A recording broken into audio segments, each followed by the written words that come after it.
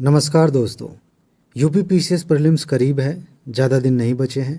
अगर आप सच में यह एग्ज़ाम क्वालिफाई करना चाहते हैं तो एक बात गांठ बांध लीजिए, बिना पीवाईक्यू के तथ्यों को तैयार किए किसी का भी प्री नहीं निकलता। कहीं से भी तैयार करिए, लेकिन ये छूटना नहीं चाहिए। मैं आपको लगातार सबूत दिखा रहा हूँ कि यहाँ से कितने प्रश्न आ रहे हैं, और एग्ज़ाम के बाद फिर से आपको सबूत दिखाऊंगा। इस 34 साल वाली सीरीज़ की एडवांस में सारी नोट आपको दे दी गई है, ताकि आप जल्दी से इन्हें तैयार करके बार बार रिवाइज कर सकें। अभी भी देर नहीं हुई है, जल्दी से नोट लेकर आप जल्दी से इनको तैयार भी कर सकते हैं। कमेंट में जाइए, वहाँ पर लिंक दिया गया है, डिस्क्रिप्शन में भी लिंक है, उस पर क्लिक करके जानकारी ले सकते हैं। या फिर ये व्हाट्सएप नंबर है, इस पर भी मैसेज करके आप जानकारी ले सकते हैं, जल्दी से नोट लेकर तैयार कर सकते हैं। तो फिलहाल चलिए अब आगे चलते हैं, लेक्चर को स्टार्ट करते हैं। आज के लेक्चर की शुरुआत में ही मैं आपको एक बात फिर से याद दिला देता हूँ कि अगर आप चाहते हैं इस सीरीज़ के महत्वपूर्ण तथ्य सिस्टमेटिक तरीके से आपके दिमाग में सेव हों और एग्ज़ामिनेशन हॉल में जहाँ ज़रूरत हो वहाँ तुरंत याद आ जाएं, तो एक काम आप मेरे साथ साथ करिए। जैसे ही प्रश्न आपके सामने आता है, मुझसे पहले आप प्रश्न का उत्तर खोज लीजिए।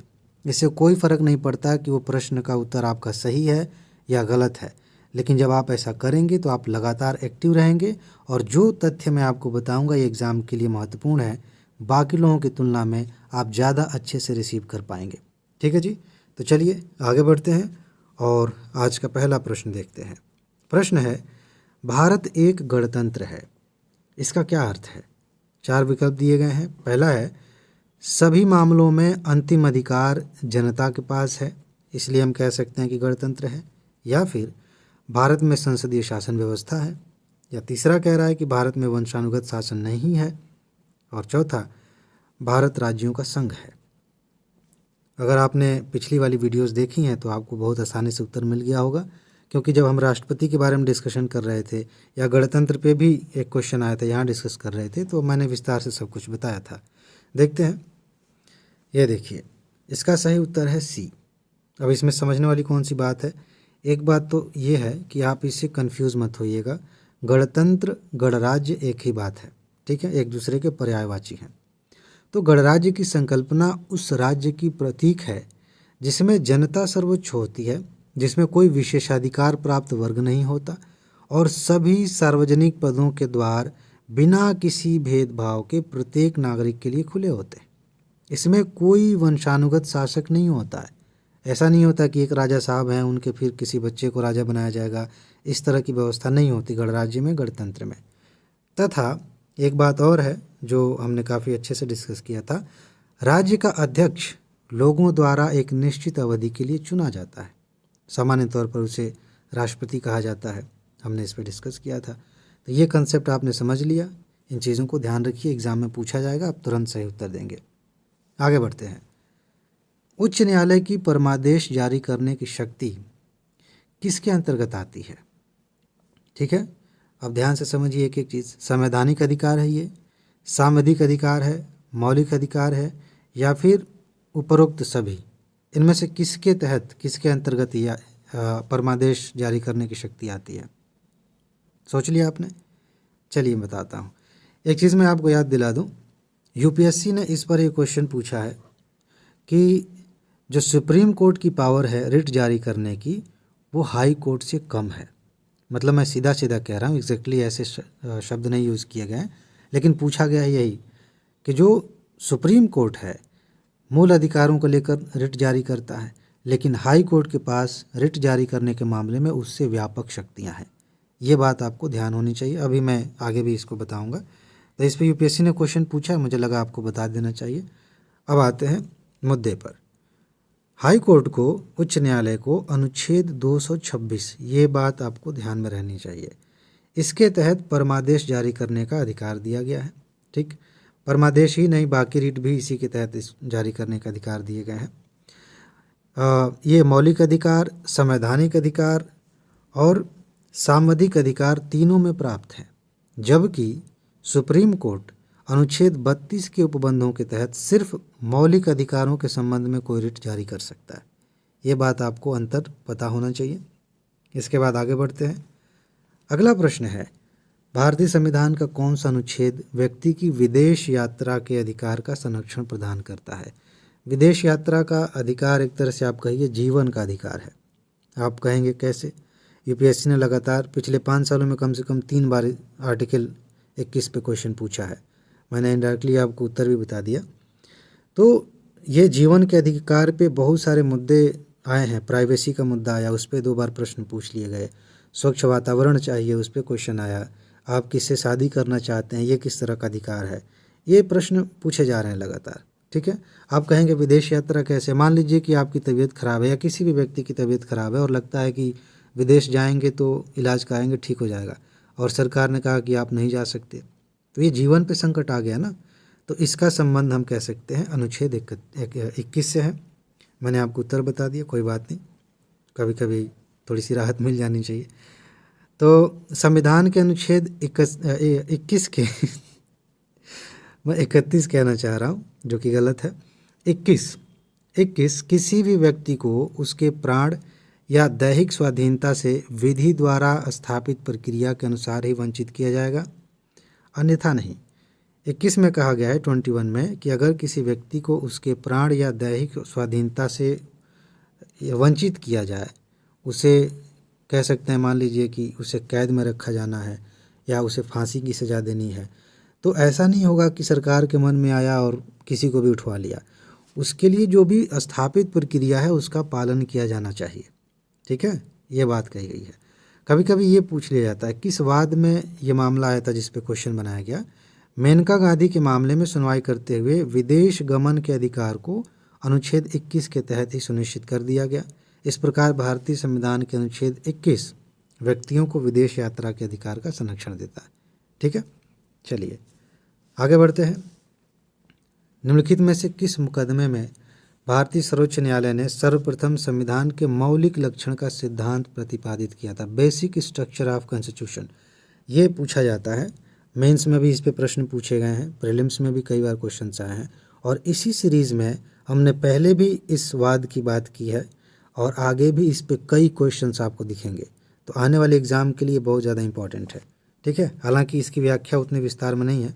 आप उत्तर देख लीजिए, विकल्प उत्तर चुन लीजिए। अब मैं आपको यहाँ दिखाता हूँ। केशवानंद बहुत महत्वपूर्ण है। इसी वाद में सुप्रीम कोर्ट ने संविधान के मौलिक लक्षणों की बात की थी। थोड़ा सा मैं और बता देता हूँ।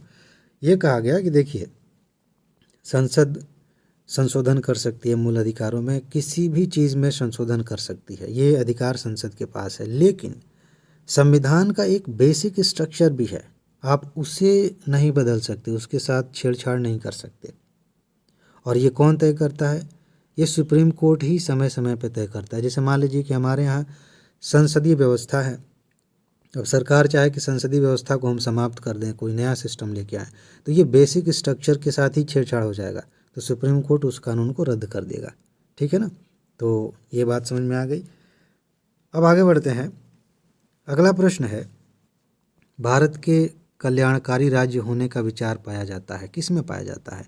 ये यूपीएससी में भी पूछा गया है, पीसीएस में कई बार पूछा गया, बाकी अन्य पीसीएस परीक्षाओं में भी पूछा गया है। संविधान की प्रस्तावना में, मौलिक अधिकारों में, राज्य के नीति निर्देशक तत्वों में, या फिर ए और सी दोनों में? ए और सी आप समझ ही रहे हैं, इनमें और इनमें, दोनों को मिला के। यूपी पीसीएस में एक कॉमन सा ट्रेंड है। ये मैं आपसे ये नहीं कह रहा हूँ कि आंख बंद करके इस पे भरोसा कर लीजिएगा, लेकिन मैंने जो देखा है, अब 34 सालों की सीरीज़ आपको नोट दी गई एडवांस में, सारी चीज़ें देख रहा हूँ, तो मुझे पता है कि ऐसा होता है। जिस भी प्रश्न में इस तरह से ऑप्शन बनाया जाता है, मैं यूपी पीसीएस की बात कर रहा हूँ, यूपीएससी की बात नहीं कर रहा हूँ, कि 4 ऑप्शन दिए गए हैं और जो चौथा ऑप्शन है, इन तीनों में से किन्हीं 2 को एक साथ लेके कह रहा है कि इन दोनों की बात हो रही है। सामान्य तौर पर वो डी वाला सही पाया गया है। मैं उसकी बात नहीं कर रहा हूँ कि ये कह रहा है कि एक सही है, इसमें कह रहा है कि 2 और 3 सही हैं, इस तरह से विकल्प बनाए जाए तो उनकी बात नहीं कर रहा हूँ। ये स्वतंत्र विकल्प बनाए गए हैं। ठीक है, और इन्हीं में से किन्हीं 2 को एक साथ लेके डी बना दिया गया है। इस तरह से इस पैटर्न पे जितने क्वेश्चंस पूछे गए हैं, मेरे ख्याल से मुझे 5, 6, 7 क्वेश्चंस ऐसे दिखे। उनमें ज़्यादातर क्वेश्चंस में ये देखा गया कि जिनको साथ में लिया गया है वो सही हैं। तो अगर आप फंसने लगें, क्वेश्चन आपको नहीं समझ में आ रहा है, तो यहाँ पर रिस्क ले सकते हैं। ठीक है, फिलहाल ये मेरी समझ है, आपको खुद से एक बार देखना चाहिए अगर मुझ पर भरोसा करना है तो, क्योंकि मैं कभी भी इस बात को सपोर्ट नहीं करता कि किसी पे आंख बंद करके भरोसा किया जाए। ठीक है, बाकी जो चीज़ें हैं, जो सबूत वगैरह है, वो तो मैं दिखाता ही रहता हूँ। तो ये बात है। आपने उत्तर देख लिया। भारतीय संविधान की प्रस्तावना का उद्देश्य भारत में धर्मनिरपेक्ष, समाजवादी, लोकतंत्रात्मक गणराज्य की स्थापना करना है तथा सबको न्याय, स्वतंत्रता, समानता प्रदान करना, बंधुत्व की भावना का विकास करना है। इस प्रकार प्रस्तावना में लोक कल्याणकारी राज्य स्थापित करने का उद्देश्य हमारे संविधानविदों ने रख दिया है। इससे पता चलता है कि एक कल्याणकारी राज्य हम बनाना चाहते हैं।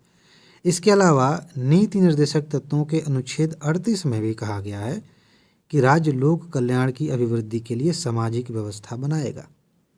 इस प्रकार हम संविधान के अनेक जगहों पर लोक कल्याण की भावना देख सकते हैं। ठीक है, तो इसमें हमने ये समझ लिया कि प्रस्तावना में भी है और डीपीएस में भी इस तरह की बातें की गई हैं। अब अगला प्रश्न है, मद्रास राज्य बनाम चंपकम दोराईराजन मुकदमे में भारतीय सर्वोच्च न्यायालय के निर्णय के परिणाम स्वरूप निम्नलिखित में से किस मौलिक अधिकार को संशोधित किया गया? कठिन प्रश्न है, लेकिन इस तरह से प्रश्न पूछे जाते हैं। अभी हमने हाल ही में जस्ट कुछ मिनट पहले गोलकनाथवाद की बात की थी। आगे भी क्वेश्चंस आप देखेंगे तो कुछ केसेस ऐसे हैं जो बहुत फेमस हुए हैं, उनमें कुछ बहुत ही ऐतिहासिक निर्णय लिए गए हैं, उन पर आपकी नज़र होनी चाहिए, तैयार कर लीजिएगा। तो किसमें संशोधन किया गया? विधि के समक्ष समानता के अधिकार में, भेदभाव के विरुद्ध अधिकार, अस्पृश्यता के विरुद्ध अधिकार, विचार और अभिव्यक्ति की स्वतंत्रता का अधिकार। इनमें से किसमें संशोधन किया गया बताइए, बाकी मैं आपको बताता हूँ यहाँ से नकल करके। अच्छा, मद्रास राज्य बनाम चंपकम दोराईराजन के मुकदमे में सर्वोच्च न्यायालय ने राज्य को क्रमशः सामाजिक और शैक्षणिक दृष्टि से पिछड़े हुए नागरिकों और अनुसूचित जाति एवं अनुसूचित जनजाति के लिए स्त्रियों एवं बच्चों के लिए विशेष प्रावधान करने का अधिकार दिया। उनके विकास, गरिमामय जीवन के लिए राज्य उनको विशेष सुविधाएं मुहैया कराएगा। ये बातें बताई गई। फिर आप जान गए विकल्प कौन सा सही है, उसमें संशोधन किया गया। ठीक है, इसके बाद भारतीय संविधान के वृहद होने का क्या कारण है? ये क्वेश्चन भी आपको दिखेगा as it is, same question दिखेगा आगे चल के। इनमें अनेक संविधानों के अनुभव समाविष्ट हैं। बात तो सही है, लेकिन क्या इस वजह से हमारा संविधान बड़ा हो गया है? इसमें विस्तृत प्रशासकीय प्रावधान है, यह भी सही है, लेकिन क्या इसी की वजह से हमारा संविधान बड़ा हो गया है? यह एक बड़े देश के शासन से संबंधित है, यह भी बात सही है, लेकिन क्या ये इसके लिए सटीक है? और डी, इसमें संघ और राज्य सरकारों का संविधान है, ये भी ठीक लग रहा है। तो आप बताइए कि इनमें से कौन है? मुझे लगता है कि बीच में मैंने सबके बारे में ठीक ठीक नहीं कहा होता तो आप जल्दी आंसर तक पहुंच जाते, लेकिन मैंने थोड़ा सा कंफ्यूज करने की कोशिश की है। अब उससे बच के निकलते हुए आप सही उत्तर तक पहुंचे हैं कि नहीं देख लेते हैं। डी आपका सही है। अब देखिए, भारतीय संविधान सिर्फ संघ का संविधान न होकर संघ और राज्यों का सम्मिलित संविधान है। यूपी के लिए अलग से संविधान नहीं बनाया गया है, बिहार के लिए अलग से संविधान नहीं है, सबके लिए संघ और राज्य सबका एक ही संविधान है। राज्यों के लिए भारत में अलग से संविधान बनाने की अनुमति नहीं है, इसलिए भारतीय संविधान में ही राज्यों के उपबंध भी विस्तार से वर्णित किए गए हैं। विशेष राज्यों के लिए विशेष उपबंधों को विस्तार से लिखा गया है, केंद्र शासित राज्यों का विस्तार से उल्लेख किया गया। इन सब कारणों से हमारा संविधान बहुत बड़ा हो गया। और इसमें इतने अनुच्छेद हैं, पहले पूछा जाता था, अब नहीं पूछा जाता, फिर भी एक बार ध्यान रख लीजिएगा। और 12 अनुसूचियाँ हैं, अनुसूचियों वाले चैप्टर से लगातार प्रश्न आ रहे हैं, आपने देखा ही है, आगे भी दिखाऊंगा। तो अनुसूचियाँ आप रट लीजिएगा, चाहे नोट हो वहाँ से, चाहे किताब है वहाँ से। इसके बाद निम्नलिखित में से कौन से अधिकार भारतीय संविधान के अनुच्छेद 32 के अंतर्गत प्रवर्तित किए जा सकते हैं? ध्यान है ना, अभी हाल ही में हमने 32 की चर्चा की थी थोड़ी सी। संवैधानिक अधिकार, मौलिक अधिकार, विधिक अधिकार या फिर सारे के सारे? बताइए। मैं थोड़ा सा सिंपल कर देता हूँ। अनुच्छेद 32 में ऐसा है कि आपके एक पर्टिकुलर अधिकार का हनन अगर सरकार करती है तो आप सीधे सुप्रीम कोर्ट जा सकते हैं। इसके लिए व्यवस्था की गई है किसमें? अनुच्छेद 32 में। वो कौन सा अधिकार है, किस कैटेगरी का अधिकार होगा तो आप जा सकते हैं, ये पूछा गया है। देखें आपका सही है कि नहीं, सही होना चाहिए, ये कई बार पूछा जाता है। संविधान के भाग 3 द्वारा प्रदान किए गए मूल अधिकारों को प्रवर्तित करने के लिए अनुच्छेद 32 के अधीन उच्चतम न्यायालय में रिट याचिका दाखिल करने के अधिकार नागरिकों को प्रदान किए गए हैं। अनुच्छेद 32 में संवैधानिक उपचार संबंधी मूल अधिकार प्रदान किए गए हैं। ये भी पूछा जा सकता है, ये पूछा जाता ही है कि संवैधानिक उपचार का प्रावधान किस में है, तो अनुच्छेद 32 में, बात वही है। अच्छा, तो ये प्रदान किए गए। अनुच्छेद 226 में अभी हमने हाल ही में देखा है, हाई कोर्ट में, उच्च न्यायालयों में रिट निकालने का अधिकार संविधान द्वारा दिया गया है। तो ये चीज़ आपको पता होनी चाहिए। भारतीय संविधान का कौन सा अनुच्छेद अल्पसंख्यकों की अपनी मनपसंद शिक्षण संस्थाओं को स्थापित और संचालित करने का अधिकार का संरक्षण प्रदान करता है? ये आपको बताना है। इस वर्ष अनुच्छेदों से, मूल अधिकारों से ज़्यादा प्रश्न पूछे गए हैं। 16, 26, 29, 30 ये अनुच्छेद हैं। सोच लिया आपने? चलिए, इसका सही उत्तर है डी। अनुच्छेद 30 द्वारा भारतीय संविधान द्वारा अल्पसंख्यकों को अपनी मनपसंद शिक्षण संस्थाओं को स्थापित करने, संचालित करने का अधिकार दिया गया है। अनुच्छेद 30 में धर्म अथवा भाषा के आधार पर व्यक्ति अल्पसंख्यक बताया गया है। फिर से मैं आपको याद दिला दूं, किस आधार पर अल्पसंख्यक कहा जाता है? धर्म और भाषा के आधार पर बताया गया। अनुच्छेद 30 पूर्णतया अल्पसंख्यकों के अधिकारों से संबंध है। इसका मतलब, इसका आशय यह है कि अल्पसंख्यकों के अधिकारों की रक्षा करना, ये सारी व्यवस्थाएं इसमें की गई हैं। एक अंतर थोड़ा सा आप समझ लीजिए यहाँ पे, अनुच्छेद 29 से यह व्यापक है क्योंकि इसमें भाषा, लिपि और संस्कृति के संरक्षण तक ही बातें कही गई हैं। कहने का मतलब यह है कि अनुच्छेद 29 में भाषा, लिपि और संस्कृति के संरक्षण की बात की गई है, लेकिन 30 में इसको क्रॉस करते हुए आगे जाके अपने शिक्षण संस्थाएं बना सकते हैं। ये सारी बातें इसमें की गई हैं 30 में, तो वो थोड़ा व्यापक हो गया। ओके, इसके अलावा इस अनुच्छेद के अधीन अपनी रुचि की शिक्षा संस्थाओं की स्थापना, उनका प्रबंधन करने का भी अधिकार है अल्पसंख्यकों को। इसके बाद लोकसभा का सचिवालय सीधे नियंत्रित होता है किसके द्वारा? गृह मंत्रालय द्वारा, संसदीय मामलों के मंत्रालय द्वारा, प्रधानमंत्री द्वारा, या फिर लोकसभा के अध्यक्ष द्वारा? फैक्चुअल है, और ऐसे भी जानते हैं आप, पीसीएस में ज़्यादातर फैक्चुअल क्वेश्चंस आते हैं। देखिए, लोकसभा अध्यक्ष के नियंत्रण में लोकसभा सचिवालय रहता है। ये सीधी सी लाइन आपको पता होनी चाहिए। इसके अलावा कुछ बातें हैं। अध्यक्ष के पास सदन के प्रशासन के संबंध में अनेक शक्तियाँ होती हैं।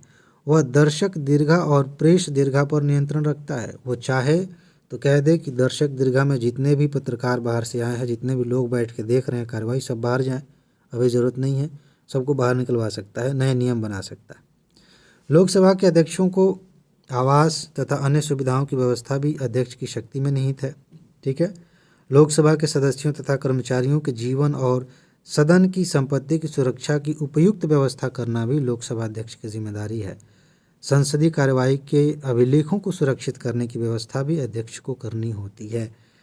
कभी कभी आपने देखा होगा विपक्ष के नेता ये आरोप लगाते हैं कि हमारी बात जो हमने कही थी सदन में, ये वाली लाइन, ये वाला पैराग्राफ आपने उसमें नहीं डाला है, और इसका आरोप वो लगाते हैं अध्यक्ष महोदय आपने ऐसा किया है। ये शक्ति उन्हीं के पास है। निम्न में से भारत का राष्ट्रपति किनकी नियुक्ति नहीं करता है, बताइए तो। बहुत प्रश्न ऐसे पूछे जाते हैं यूपीएससी में भी और बाकी पीसीएस एग्जाम्स में भी कि राष्ट्रपति किनकी नियुक्ति करते हैं।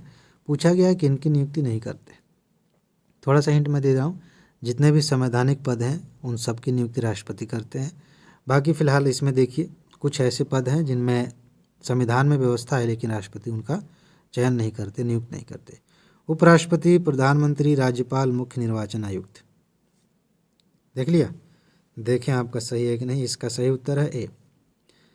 राष्ट्रपति जैसे ही उपराष्ट्रपति का भी निर्वाचन होता है, अप्रत्यक्ष रूप से होता है, अनुपातिक पद्धति द्वारा होता है, एकल संक्रमणी मत द्वारा होता है। इन सब के बारे में मैंने आपको विस्तार से बताया है पहले वाले वीडियोज़ में, और बार बार देखा करिए, रिवीजन करते रहिए। एक बार अगर आपने देख लिया, नोट आपने पढ़ लिया, तो वीडियो को लगा के ऐसे ही सो जाया करिए कि आप सो रहे हैं, मेरी आवाज़ आपके कानों में जा रही है, आपको नींद भी आ गई है, तब भी मैं आपको पढ़ाता रहूँगा। ठीक है। कभी कभी हम नींद में भी होते हैं और अवचेतन मन में, क्योंकि हमारा कान नहीं सोता, हमारा दिमाग नहीं सोता, हम सो जाते हैं। तो आप भले सो गए हैं और जो भी चीज़ें, गाना चल रहा है, कोई मूवी चल रही है, कोई लेक्चर चल रहा है, वो सब आपके दिमाग में सेव हो रहा है अवचेतन मन में जाके। ठीक है। तो इसको बार बार आप सुना करिए। फिलहाल मुद्दे पे आते हैं। ये सारी बातें मैंने आप बताई हैं आपको। यहाँ देखिए, किंतु उसके निर्वाचन में राज्य विधानमंडल भाग मतलब विधानमंडल के सदस्य भाग नहीं लेते। राष्ट्रपति के बारे में हमने चर्चा की थी, कौन कौन भाग लेते हैं। उसमें राज्य विधानमंडल के जो निर्वाचित सदस्य हैं, मनोनीत नहीं निर्वाचित, वो भाग लेते हैं, लेकिन यहाँ पे वो भाग नहीं लेते। उपराष्ट्रपति लोकसभा और राज्यसभा के सदस्यों द्वारा चुने जाते हैं, ये महत्वपूर्ण है। उपराष्ट्रपति राज्यसभा का पदेन सभापति होता है। कम से कम इस 34 वाली सीरीज़ में ना कम से कम 10 बार अलग अलग तरीके से ये बात आपको दिखेगी, ठीक है, कभी व्याख्या में, कभी डायरेक्ट क्वेश्चन में, तो ये ध्यान रखिएगा। इसके अलावा प्रधानमंत्री को राष्ट्रपति लोकसभा के बहुमत के दल के नेता के रूप में चुनते हैं।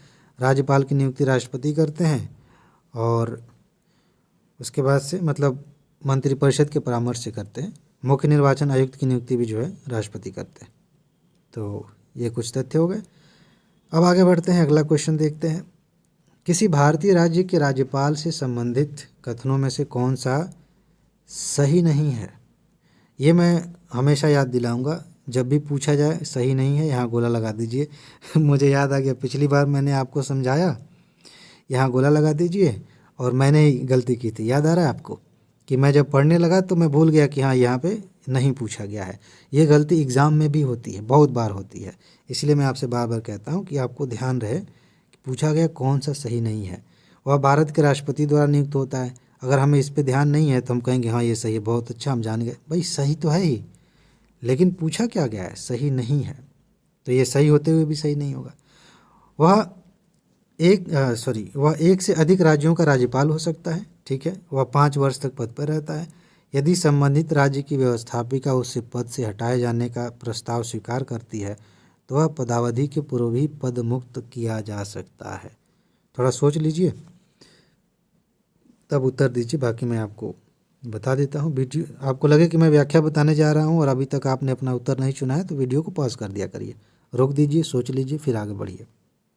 हाँ, राज्यपाल राष्ट्रपति के प्रसाद पर्यंत पद पर रहता है। उसे राज्य की व्यवस्थापिका नहीं हटा सकती। राज्यपाल की नियुक्ति राष्ट्रपति करता है। उसे एक राज्य या एक से अधिक राज्यों का कार्यभार भी सौंपा जा सकता है। अपनी नियुक्ति से 5 वर्ष तक अपने पद पर रहता है। 35 वर्ष की आयु को पूरा करने वाला व्यक्ति और भारतीय नागरिक भी होना चाहिए, वो राज्यपाल बन जाता है। संविधान की अर्हताओं को, बाकी अर्हताओं को पूरा करे, जैसे कि दिवालिया ना हो, पागल ना हो, इस तरह से। फिलहाल निम्नलिखित में से अच्छा एक चीज़ अभी उसमें ध्यान है, एक शब्द था प्रसाद पर्यंत रहता है। इसका मतलब ये कि राष्ट्रपति अपनी मर्जी से जब चाहे हटा सकते हैं, और राष्ट्रपति का मर्जी मतलब प्रधानमंत्री और उनकी मंत्रिपरिषद की मर्जी। ओके, निम्नलिखित में से कौन राज्यसभा की एकांतिक शक्ति के अंतर्गत आता है? इसका मतलब हम कह सकते हैं कि राज्यसभा की एक विशेष शक्ति है जिसमें लोकसभा का पावर नहीं है, ये राज्यसभा ही कर सकती है। कौन सी बात है? नई अखिल भारतीय सेवाओं का सृजन, आकस्मिक रिक्ति में भारत के उपराष्ट्रपति का निर्वाचन, किसी राज्य की विधान परिषद की समाप्ति करना, या अपने सभापति को अपदस्थ करना। इनमें से कौन सा ऐसा काम है जिसमें लोकसभा की ज़रूरत नहीं, मतलब लोकसभा कमतर है राज्यसभा से, ठीक है। बाद में लोकसभा की सहमति ली जाती है, जो सही उत्तर है उसमें देख लीजिए। ये लगाया था आपने ना, इसका ये सही है। संविधान के अनुच्छेद 312 में, ये याद कर लीजिएगा, बहुत महत्वपूर्ण है, पूछा जाता है। इसमें लिखा गया है कि संसद को यह शक्ति होगी कि वह संघ और राज्यों के लिए सम्मिलित एक या अधिक अखिल भारतीय सेवाओं के सृजन के लिए उपबंध कर सकेगी, यदि राज्यसभा ने उपस्थित और मत देने वाले सदस्यों के कम से कम 2/3 सदस्यों द्वारा समर्थित संकल्प द्वारा ये बात घोषित किया है, ठीक है, कि राष्ट्रीय हित में ऐसा करना जरूरी है। इसी प्रकार राज्यसभा को अनुच्छेद 249 के अनुसार राष्ट्रीय हित में राज्य सूची के विषयों पर यह भी पूछा गया है, ये ध्यान रखिएगा, ठीक है। ये अलग से बिना अनुच्छेद के भी पूछा जाता है। तो राष्ट्रीय हित में राज्य सूची के विषयों पर संघ द्वारा अस्थायी विधान बनाने की अनुमति देने की शक्ति है। हम जानते हैं कि सूचियां बनाई गई है, राज्य सूची, समवर्ती सूची, अभी आगे एक क्वेश्चन आएगा, ठीक है। संघ सूची, तो राज्य सूची में राज्य सरकारें कानून बनाती हैं। राज्यसभा चाहे तो केंद्र सरकार को ये कह सकती है कि आप इस पे केंद्रीय सूची के तहत मान के कानून बना दीजिए कुछ दिनों के लिए, तो ऐसा हो जाता है। फिलहाल इस प्रकार इन दोनों विषयों में संविधान में राज्यसभा को विशेष शक्तियाँ प्रदान की गई हैं। इसी तरह लोकसभा के बारे में पूछा जाता है कि विशेष शक्ति कौन सी है, जैसे कि धन विधेयक लोकसभा में ही आएगा, अविश्वास प्रस्ताव लाना है तो लोकसभा में ही आएगा, ऐसे प्रश्न पूछे गए हैं। भारतीय संसद के दोनों सदनों की संयुक्त बैठक किस संदर्भ में होती है, कब होती है? संविधान संशोधन विधेयक के मामले में, वित्त विधेयक के मामले में, साधारण विधेयक के मामले में, भारत के उपराष्ट्रपति का निर्वाचन हो रहा है उस मामले में। मुझे पता है कि आप सही उत्तर चुनेंगे, लेकिन ये क्वेश्चन सीधा सीधा पूछ लिया गया। अगर बहुत जटिल होकर पूछा जाए, बहुत गहराई में जाकर पूछा जाए, तो वित्त विधेयक का एक सेक्शन होता है जिस पर संयुक्त बैठक हो सकती है, लेकिन उधर आप मत जाइएगा, बहुत कन्फ्यूजन हो जाएगी। आप सिर्फ इतना पढ़िए कि साधारण विधेयक पर संयुक्त बैठक होती है। फिलहाल देखते हैं आपने क्या चुना है। देखिए, जब कोई विधेयक एक सदन द्वारा पारित होने के बाद दूसरे सदन में भेजा जाता है और यदि दूसरा सदन विधेयक को अस्वीकार कर देता है, विधेयक के लिए जाने वाले संशोधनों पर दोनों सदन असहमत हैं, या जब दूसरा सदन विधेयक को 6 महीने तक अपने पास रोक के रखता है, तो राष्ट्रपति अनुच्छेद 108 याद रखिएगा, इसके अनुसार दोनों सदनों की संयुक्त बैठक बुला सकता है। कौन बुलाता है? राष्ट्रपति बुलाते हैं। ऐसी संयुक्त बैठक की अध्यक्षता, ये क्वेश्चन आपको बार बार दिखेगा, यूपीएससी ने भी पूछा है, पीसीएस में खूब पूछा जाता है। अगर आप बीपीएससी की तैयारी कर रहे हैं, वहाँ भी देखेंगे कई बार क्वेश्चंस पूछे गए हैं। इसी बहाने मैं आपको एक बात बता दूं, बीपीएससी एग्जाम होने वाला है। बहुत सारे दोस्त कहते हैं कि सर बीपीएससी के लिए जो आपकी नोट है महत्वपूर्ण है कि नहीं? बहुत महत्वपूर्ण है। पिछली बार कई लोगों का सिलेक्शन हुआ था इससे, लेकिन आप जानते हैं कि मैं सबूत दिखा के ही संतुष्ट रहता हूँ। उस बारे में ज़्यादा मैंने बातें नहीं की थी, थोड़ी सी बात की थी, लेकिन बहुत ज़्यादा मैं हाईलाइट नहीं करता कि देखिए हमारा पढ़ के इन्होंने सिलेक्शन ले लिया। ऐसा नहीं है, आपने किस रूप में पढ़ा, कितना पढ़ा, इससे सिलेक्शन होता है। ये पूरी तरह से आपके ऊपर है। हम एक माध्यम है, हम आपकी तैयारी को आसान कर रहे हैं, हम वो चीज़ें दे रहे हैं जहाँ से प्रश्न आते हैं। बाकी आपकी मेहनत रंग लाती है, आप सिलेक्शन लेते हैं। लेकिन फिर वही बात है कि अगर आप बीपीएससी की भी तैयारी करते हैं तो भी इस सीरीज़ के सारे तथ्यों को अच्छे से तैयार करिए, ये वहाँ भी पूछे जा रहे हैं खूब। ठीक है, वापस आते हैं।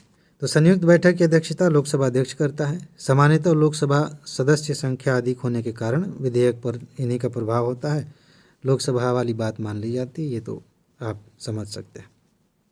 इसके बाद भारतीय संविधान की 7वीं अनुसूची के अंतर्गत राज्य सूची में इनमें से किसका उल्लेख है, इनमें से कौन राज्य सूची में है, ऐसे प्रश्न पूछे जाते हैं। अभी यूपीएससी का एग्ज़ाम हुआ है, इसी को अलग तरीके से थोड़ा घुमा के पूछा गया था, एक एक सेंटेंस बना के पूछा गया था सूचियों पर, तो बहुत महत्वपूर्ण है। और पीसीएस में तो खूब क्वेश्चंस आए हैं, आगे आप देखेंगे।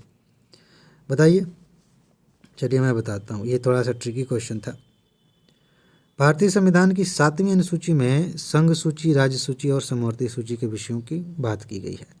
संघ सूची की प्रविष्ट 2 के उपबंधों के अधीन रहते हुए पुलिस यानी कि रेल और ग्राम पुलिस राज्य सूची का विषय है, लेकिन रेल जो है वो संघ सूची का विषय है, ये ध्यान रखना है। संघ सूची की प्रविष्टि 2 इस प्रकार है: संघ किसी सशस्त्र बल या संघ के नियंत्रण के अधीन किसी अन्य बल या उसकी किसी टुकड़ी या इकाई का किसी राज्य में सिविल शक्ति की सहायता, मतलब सहायता में अभियोजन, ऐसे अभियोजन के समय ऐसे बलों के सदस्यों की शक्तियाँ, अधिकारिता, विशेषाधिकार, दायित्व, ये सारी चीज़ें उसमें दी गई हैं। तो आप इसको नहीं भी पढ़ेंगे ये वाली लाइन तो काम चल जाएगा। विद्युत, शिक्षा और वन समवर्ती सूची के विषय हैं, तो ये चीज़ ध्यान रखिएगा। इसके बाद भारतीय संविधान के किस अनुच्छेद में विभिन्न राज्यों से संबंधित विशिष्ट प्रावधान किए गए हैं? राज्यों से संबंधित विशिष्ट प्रावधान, आपको जो नोट दी गई है उसमें भी विशेष राज्यों की बात की गई है, पूरी लिस्ट है, लेकिन यहाँ पे सीधा सीधा एक अनुच्छेद पूछा गया है, 369, 370, 371, 72। सोच लिया? मेरे ख्याल से आपने सही सुना है, मतलब चुना है। 371 क से लेकर के 371 झ तक, ठीक है। मेरे ख्याल से जे आएगा ना इसकी जगह पे, एक बार देख लीजिएगा, ABCD में अगर लिखें तो यहाँ तक है। अनेक राज्यों के बारे में विशेष उपबंध किए गए, जैसे गोवा में विधानसभा की संख्या कम से कम 30 होगी, ये बात कही गई है। 371 अंगा ये हम पढ़ते हैं उसमें, द्वारा आंध्र प्रदेश में एक केंद्रीय विश्वविद्यालय की स्थापना की जा सकेगी। इसी प्रकार के विशेष उपबंध किए गए कई राज्यों के बारे में, महाराष्ट्र, गुजरात, इन सब के बारे में किए गए हैं। तो इसमें आपको ये याद रखना है, आप ABCD के हिसाब से याद रखिए कि ये क ख ग घ गड़बड़ हो जाता है, ठीक है। तो मतलब 371, 371A, 371B, इस तरह से आप पूरा वो लिस्ट दी गई है उसको याद कर लीजिएगा, यहाँ से क्वेश्चंस आएंगे। इसके बाद सेवानिवृत्ति के बाद सुप्रीम कोर्ट के न्यायाधीश कहाँ वकालत कर सकते हैं, ये आपको बताना है। केवल सुप्रीम कोर्ट में, केवल हाई कोर्ट में, सुप्रीम कोर्ट और हाई कोर्ट दोनों जगहों पर वकालत कर सकते हैं, या फिर कहीं भी नहीं कर सकते? सोच लिया? इसका उत्तर है कि वो कहीं भी नहीं कर सकते। भारतीय संविधान सर्वोच्च न्यायालय के न्यायाधीश को अवकाश के बाद भारत के किसी न्यायालय या किसी न्यायिक प्राधिकारी के समक्ष वकालत या कार्य करने से वर्जित करता है, ठीक है। छोटा सा ब्रेक लिया था मैंने, चलिए अब आगे बढ़ते हैं। अब हम प्राचीन भारत के प्रश्नों को देखेंगे। अगला प्रश्न है, तोल्काप्पियम ग्रंथ संबंधित है, या कई तरह से पूछा जाता है। जैसे एक ये है, ये फॉर्मेट कि किससे संबंधित है। दूसरा पूछा जाता है कि किसने लिखा है। ये क्वेश्चन घुमा फिरा के आपको कई बार दिखेगा इस सीरीज़ में, तो इसलिए मैंने सोचा याद दिला दूं। प्रशासन से, विधि से, व्याकरण और काव्य से, या फिर सभी से, किससे संबंधित है? इसका सही उत्तर है, ये जो तोल्काप्पियम है ये बेसिकली व्याकरण से संबंधित है। फिलहाल यहाँ से बात की शुरुआत करते हैं। इसके रचनाकार थे तोल्काप्पियर, मिलता जुलता नाम है, आसानी से याद कर लेंगे आप। ये तोल्काप्पियर जो थे वो अगस्त ऋषि के शिष्य थे, ठीक है। तोल्काप्पियम तमिल व्याकरण का ग्रंथ है, तो कभी कभी यहाँ पे घुमाया जा सकता है कि कन्नड़ व्याकरण का, मलयालम व्याकरण का, तो ध्यान रखिएगा तमिल व्याकरण का ग्रंथ है। यूपीएससी ने इस पे क्वेश्चन पूछा है। इस ग्रंथ में 3 खंड हैं, इसमें धर्म, अर्थ, काम और मोक्ष का भी वर्णन किया गया है, तो ये बातें आप ध्यान रखिएगा।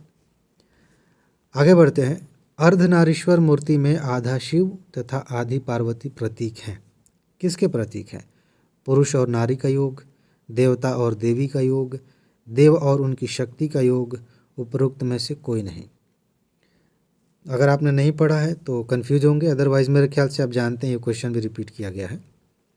जो अर्धनारीश्वर की मूर्ति है उसमें शिव की कल्पना अर्धनारीश्वर के रूप में की गई है, और शिव तथा पार्वती के परस्पर तादात्म्य पर आधारित है ये।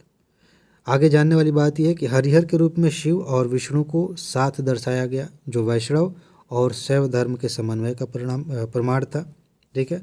ये गुप्तकालीन नई साधना पद्धति के रूप थे। गुप्त काल जब हम पढ़ रहे थे तो मैंने आपको बताया कि उस समय फिर ब्राह्मण धर्म प्रबल हो गया, विष्णु की पूजा ज़्यादा होने लगी, ठीक है। तो इसके बारे में हमने विस्तार से बातें की हैं, वो लेक्चर पढ़ा हुआ है, वो आप देख सकते हैं। फिलहाल आगे बढ़ते हैं। मानव द्वारा सबसे पहले कौन सा अनाज इस्तेमाल किया गया? गेहूँ, चावल, जौ, बाजरा, इनमें से बताइए कौन सा अनाज सबसे पहले इस्तेमाल किया गया। अब एक इस आधार पे क्वेश्चन बनाया गया है, जो भी खोजें की गई हैं, जो भी खुदाई से या किसी भी तरीके से जो अनाज के प्रमाण मिले हैं, उनमें सबसे पुराना कौन सा अनाज का दाना मिला है, इसके आधार पे हमने तय किया है, ठीक है। इसका सही उत्तर है जौ। मानव द्वारा सर्वप्रथम प्रयुक्त अनाज था जौ। नवपाषाणकालीन सभ्यता के प्रारंभ में मेसोपोटामियाई क्षेत्र में सबसे पहले अनाज को खाद्यान्न के रूप में प्रयुक्त किया गया, जिनका प्रमाण 7वीं सहस्त्राब्दी ईसा पूर्व से मिलने लगता है, ठीक है। तो ये बातें हैं। बाकी किसका संकलन ऋग्वेद पर आधारित है? वैदिक काल में हमने चीज़ों को पढ़ा है, यहाँ पे फैक्चुअल जानकारी आपको होनी चाहिए कि इनमें से कौन ऋग्वेद पर आधारित है। यजुर्वेद, सामवेद, अथर्ववेद, या फिर कोई नहीं। देखते हैं आपका उत्तर कौन सा सही है। देखिए, सामवेद में कुल 1549 ऋचाएँ हैं, याद नहीं करेंगे तो भी काम चल जाएगा। इनमें से मात्र 78 ही नई हैं, यानी कि सामवेद की ओरिजिनल है, अन्य ऋग्वेद से ली गई हैं। भगवान कृष्ण ने वेदों में अपने को सामवेद कहा है। वेदों में सामवेद हूँ, इस तरह से एक डायलॉग है ना महाभारत में। साम का अर्थ गान होता है। इसके मंत्रों को गाने वाले जो होते थे उनको उद्गाता कहा जाता था। इस पे भी क्वेश्चन पूछा गया, यूपीएससी ने पूछा। प्राचीन ग्रंथों में सामवेद में गौरव की गाथा मिलती है, और भारतीय संगीत पर यह आधारित प्राचीनतम ग्रंथ है। एक क्वेश्चन ये जो है अलग से कई बार पूछा गया है कि निम्नलिखित में से कौन सा ग्रंथ संगीत का एक तरह से कहें कि उसकी जननी है, वहाँ से संगीत की शुरुआत होती है। सबसे प्राचीनतम ग्रंथ कौन है जिसमें संगीत के बारे में चर्चा की गई है। तो इस तरह से घुमा फिरा के प्रश्न पूछे जाते हैं और उसका उत्तर होता है सामवेद। ठीक है, ये ध्यान रखिएगा। निम्नलिखित में से कौन सा बंदरगाह पोडुके नाम से the Periplus of the Erythraean Sea के लेखक को ज्ञात था। एक लेखक थे, उनका नाम अज्ञात ही है। तो उन्होंने लिखा था the Periplus of the Erythraean Sea, Erythraean भी कहते हैं उसको। तो उनको मतलब उसमें उन्होंने लिखा एक बंदरगाह का नाम जिसको कहा गया पोडुके। इनमें से कौन वाला है जिसकी बात हम कर रहे हैं, ये बताना है। अरिकामेडु, ताम्रलिपि, कोरके या बारबेरिकम, बताइए। ऊपर के दो ऑप्शन में से आपने किसी को चुना है तो सही चुना है। पेरिप्लस ऑफ द एरिथ्रियन सी में अरिकामेडु को पोडुके नाम से लिखा गया है। यह आधुनिक पांडिचेरी में विस्तृत खुदाई में यहाँ एक रोमन बस्ती मिली है। बाकी ये अज्ञात लेखक ने लिखा था, ये थोड़ा सा आप ध्यान रखेंगे तो काम हो जाएगा। इसमें भारतीय बंदरगाहों और व्यापार के बारे में जानकारी दी गई है, तो ये ध्यान रखिएगा। इसके बाद आगे बढ़ते हैं। कर्म का सिद्धांत किससे संबंधित है? हमने षट दर्शन पढ़े हैं और इसी सीरीज़ में भी हमने चर्चा किया था, बाकी अलग से भी विस्तार से मैंने आपको नोट दी है। तो इनमें से किस दर्शन में कर्म का सिद्धांत पाया जाता है? न्याय, मीमांसा, वेदांत, वैशेषिक, बताइए। इसका उत्तर है बी। वेद के दो भाग हैं, कर्मकांड और ज्ञान कांड। ब्राह्मण ग्रंथों में वैदिक कर्मकांडों का विशिष्ट विवरण मिलता है तथा उपनिषदों में ज्ञान कांड का प्रतिपादन है। ठीक। मीमांसा, जिसे पूर्व मीमांसा भी कहा जाता है, का उद्देश्य वैदिक कर्मकांडों के संबंध में निर्णय देना है। ये मिलान करने के लिए पूछा जा सकता है, कभी कभी सीधा सीधा भी पूछा जाता है, तथा उनकी दार्शनिक महत्ता का प्रतिपादन करना है। ठीक है, कर्मकांडों की बात की गई है, किसमें? मीमांसा में। यह मत वेद को अपौरुषेय तथा नित्य मानता है। वेदों पे बहुत ज़्यादा महत्व है इसमें। उपनिषद तथा वेदांत उत्तर मीमांसा कहे जाते हैं क्योंकि इनमें कर्मकांडों के स्थान पर ज्ञान विवेचन मिलता है। ठीक है। पूर्व मीमांसा के प्रणेता जैमिनी है, जिनका ग्रंथ मीमांसा सूत्र इसका दर्शन सूत्र है। ठीक है, एक मिनट। मुझे जहाँ थोड़ा सा डाउट होता है ना, वहाँ मैं रुक के थोड़ा विचार कर लेता हूँ। ये क्वेश्चन में जो कर्म शब्द था वो कर्म कांडों से संबंधित था, उसके लिए कहा गया था, तो आप कंफ्यूज मत होइएगा। आगे बढ़ते हैं। ताम्राश्म काल में, ताम्रपाषाण काल में, ठीक है, महाराष्ट्र के लोग मृतकों के शरीर को फर्श के नीचे किस तरह रखकर दफनाते थे? महत्वपूर्ण प्रश्न है, इसको यूपीएससी ने भी अलग तरीके से पूछा है, थोड़ा सा घुमा के। तो कैसे दफनाते थे? उत्तर से दक्षिण की ओर, पूरब से पश्चिम की ओर, दक्षिण से उत्तर की ओर या पश्चिम से पूर्व की ओर। ठीक है, तो इसमें थोड़ा सा समझने वाली बात है कि उत्तर से दक्षिण का मतलब है कि उत्तर में सर और दक्षिण में पैर। पूर्व से पश्चिम का मतलब ये, नहीं तो मिलते जुलते ये हो जाएंगे ना दो, तो कन्फ्यूज हो जाएंगे। उत्तर से दक्षिण का क्या मतलब, दक्षिण से उत्तर का क्या मतलब। तो फिलहाल समझ लीजिए। वर्तमान में अगर आपने कल्पना कर ली, कल्पना नहीं करना, आप जानते ही हैं वर्तमान में कैसा होता है, कम से कम भारतीय संस्कृति में, तो आप सही गेस कर लेंगे। तो ताम्रपाषाण संस्कृति चौथे कालखंड में पाई गई है, जिसमें जोरवे संस्कृति कहा जाता है। ये जोरवे संस्कृति पूछा जाता है, इसे जोरवे संस्कृति भी कहते हैं। इनाम गांव में पूछा जाता है। जोरवे संस्कृति चरण की सबसे व्यापक तस्वीर उभरती है, वहाँ पे साक्ष्य मिले हैं, जो महाराष्ट्र की संस्कृति है। तो एक क्वेश्चन ऐसे पूछा जा सकता है कि जोरवे संस्कृति किस राज्य में इस संस्कृति के प्रमाण पाए गए हैं? महाराष्ट्र में। इसकी सामान्य तिथि ये है, जो कि आपको ध्यान रखने की ज़रूरत नहीं है उतनी। यहाँ की एक प्रमुख विशेषता यह है कि बहुत सारे शवाधान कलश में किए गए हैं। ये कलश घरों के फर्श के नीचे उत्तर दक्षिण दिशा में रखे गए थे। ठीक है, आगे बढ़ते हैं। निम्नांकित में से कौन सा प्रस्थानत्रयी में सम्मिलित नहीं है? प्रस्थानत्रयी में जो ग्रंथ शामिल है उनमें से कोई एक ऐसा है जो इस लिस्ट में नहीं होना चाहिए, उसको निकाल के बाहर करना है। बताइए कौन सा है? भागवत, भगवत गीता, ब्रह्मसूत्र, उपनिषद। यहाँ देखिए, भागवत प्रस्थानत्रयी में शामिल नहीं है। वेदांत दर्शन के 3 आधार हैं, उपनिषद, ब्रह्मसूत्र और भगवत गीता। इन्हें वेदांत दर्शन की प्रस्थानत्रयी कहा जाता है। त्रयी मतलब 3, ठीक है। इन्हें क्रमशः श्रुति प्रस्थान, न्याय प्रस्थान और स्मृति प्रस्थान कहा जाता है। प्रस्थानत्रयी के भाष्यकारों में शंकराचार्य, रामानुज, मध्वाचार्य, निम्बार्क, वल्लभ आदि विशेष रूप से उल्लेखनीय है और इनके दार्शनिक सिद्धांतों को क्रमशः अद्वैतवाद किससे मिलाएंगे आप? शंकराचार्य से। विशिष्टाद्वैतवाद किससे मिलाएंगे? रामानुजाचार्य से। तो ऐसे ही इन्होंने वो किया था, अपना सिद्धांत दिया था, दार्शनिक सिद्धांत। ये लिस्ट पूरी आपको टॉप 300 वाले में मिल जाएगी, ठीक है। इसके बाद आगे बढ़ते हैं। वासुदेव कृष्ण की पूजा सर्वप्रथम किसने प्रारंभ की? भागवतों ने, वैदिकारियों ने, तमिलों ने या आभीरों ने?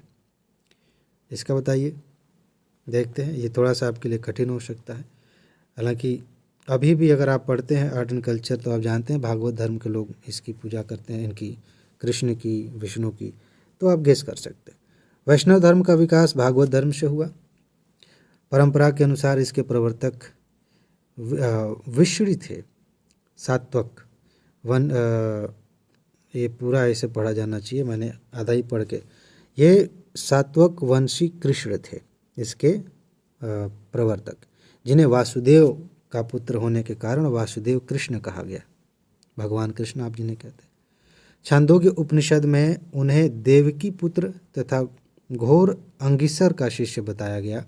कृष्ण के अनुयायी उन्हें भागवत यानी कि पूज्य कहते थे और उनके अनुयायी भागवत कहलाते थे, ठीक है। महाभारत काल में कृष्ण का तादात्म्य विष्णु से किया और भागवत धर्म वैष्णव धर्म बन गया। तो ये कुछ तथ्य हैं जो आपको ध्यान रखने हैं।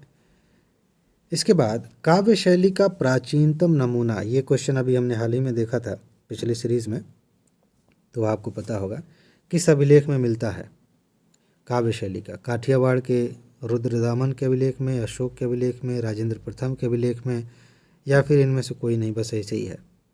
बताइए। इसका सही उत्तर है ए, रुद्रदामन का जूनागढ़ अभिलेख अपनी शैली की रोचकता, भाव प्रवणता और हृदयावर्जन के लिए प्रसिद्ध है। वस्तुतः यह एक छोटा सा गद्य काव्य है, विशुद्ध संस्कृत में लिखा हुआ, ये भी पूछा जाता है। और उसका यह लेख प्राचीनतम अभिलेख माना जाता है जो संस्कृत में लिखा गया है। यह गिरनार जिले में शक संवत 72 यानी कि 150 ईस्वी में उत्कीर्ण किया गया है। तो ये महत्वपूर्ण पैराग्राफ है, ध्यान रखिएगा। भुवनेश्वर तथा पुरी के मंदिर किस शैली में निर्मित किए गए हैं? नागर, द्रविड़, वेसर या फिर कोई नहीं? बताइए। इसका सही उत्तर है ए, भारतीय स्थापत्य में मंदिरों की 3 शैलियाँ हैं। विशेष रूप से ये 3 हैं, बाकी और भी छोटी मोटी हैं, उनकी उपशैलियाँ हैं। उत्तरी भारत में हिमालय से विंध्य से कृष्णा नदी तक, मतलब ऐसे लिखा जाना चाहिए, हिमालय से विंध्य, वहाँ से कृष्णा नदी तक एक मिश्रित प्रकार की बेसर, नहीं, यहाँ कुछ गड़बड़ है, इसको मैं अलग तरीके से समझाता हूँ। ये मैंने काफ़ी विस्तार से आपको बताया है। हिमालय से लेकर विंध्य के बीच में जो क्षेत्र है ना, वहाँ पे जो शैली है उसको नागर शैली बोलते हैं। अभी कहीं आगे मिल जाएगा, लेकिन यहाँ लाइन थोड़ी ठीक नहीं लिखी है। और कृष्णा नदी तक जो है, विंध्य से लेकर कृष्णा नदी के बीच में, ये मिश्रित शैली है, इसको बेसर शैली कहते हैं। इसमें नागर शैली के भी लक्षण हैं और द्रविड़ शैली के भी लक्षण हैं, जो कि नीचे है। और कृष्णा के दक्षिण में कन्याकुमारी तक द्रविड़ शैली का विकास हुआ। तो इस लाइन को थोड़ा सा ठीक करना होगा। तो ऐसा करता हूँ, मैं वीडियो को पॉज करके तुरंत इसको ठीक कर लेता हूँ। देखिए अभी ठीक हो गया ना, कि उत्तर में हिमालय से विंध्य तक नागर शैली, ये मैंने ऐड कर दिया, बाकी कामा करके बाकी चीज़ें लिख दी गई, ठीक है। उड़ीसा के ज़्यादातर मंदिर नागर शैली में बनाए गए हैं। पुरी का जगन्नाथ मंदिर और कोणार्क का विश्व प्रसिद्ध सूर्य मंदिर नागर शैली के उदाहरण हैं। भुवनेश्वर के लिंगराज मंदिर में नागर शैली का चरमोत्कर्ष दिखाई देता है।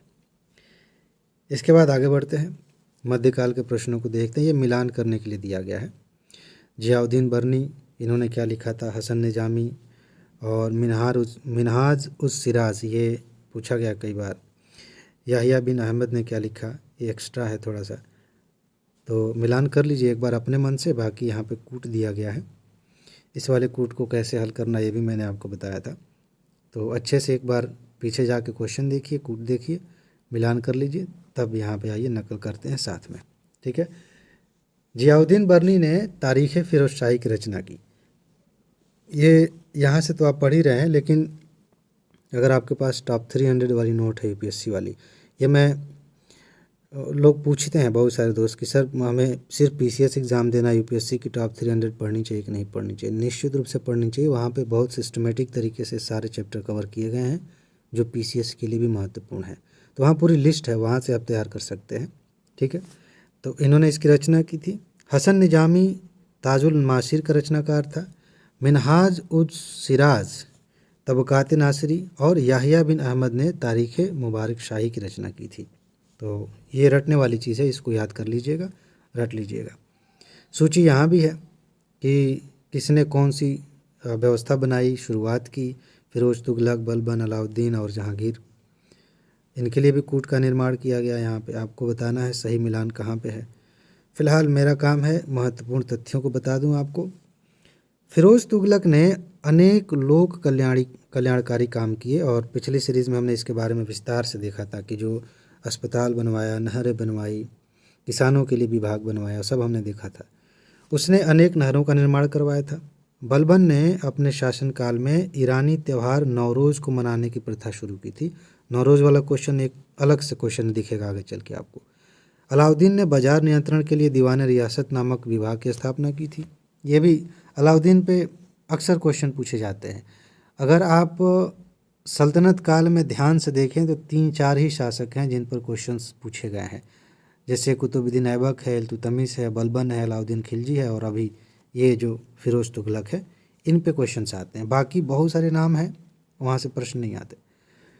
ब्रिटिश राजदूत सर टॉमस रो, ये कई बार आपको दिखेगा, जहांगीर के शासनकाल में आया था और बहुत सारी व्यापारिक सुविधाओं के लिए आया था ये। फिलहाल आगे चलते हैं।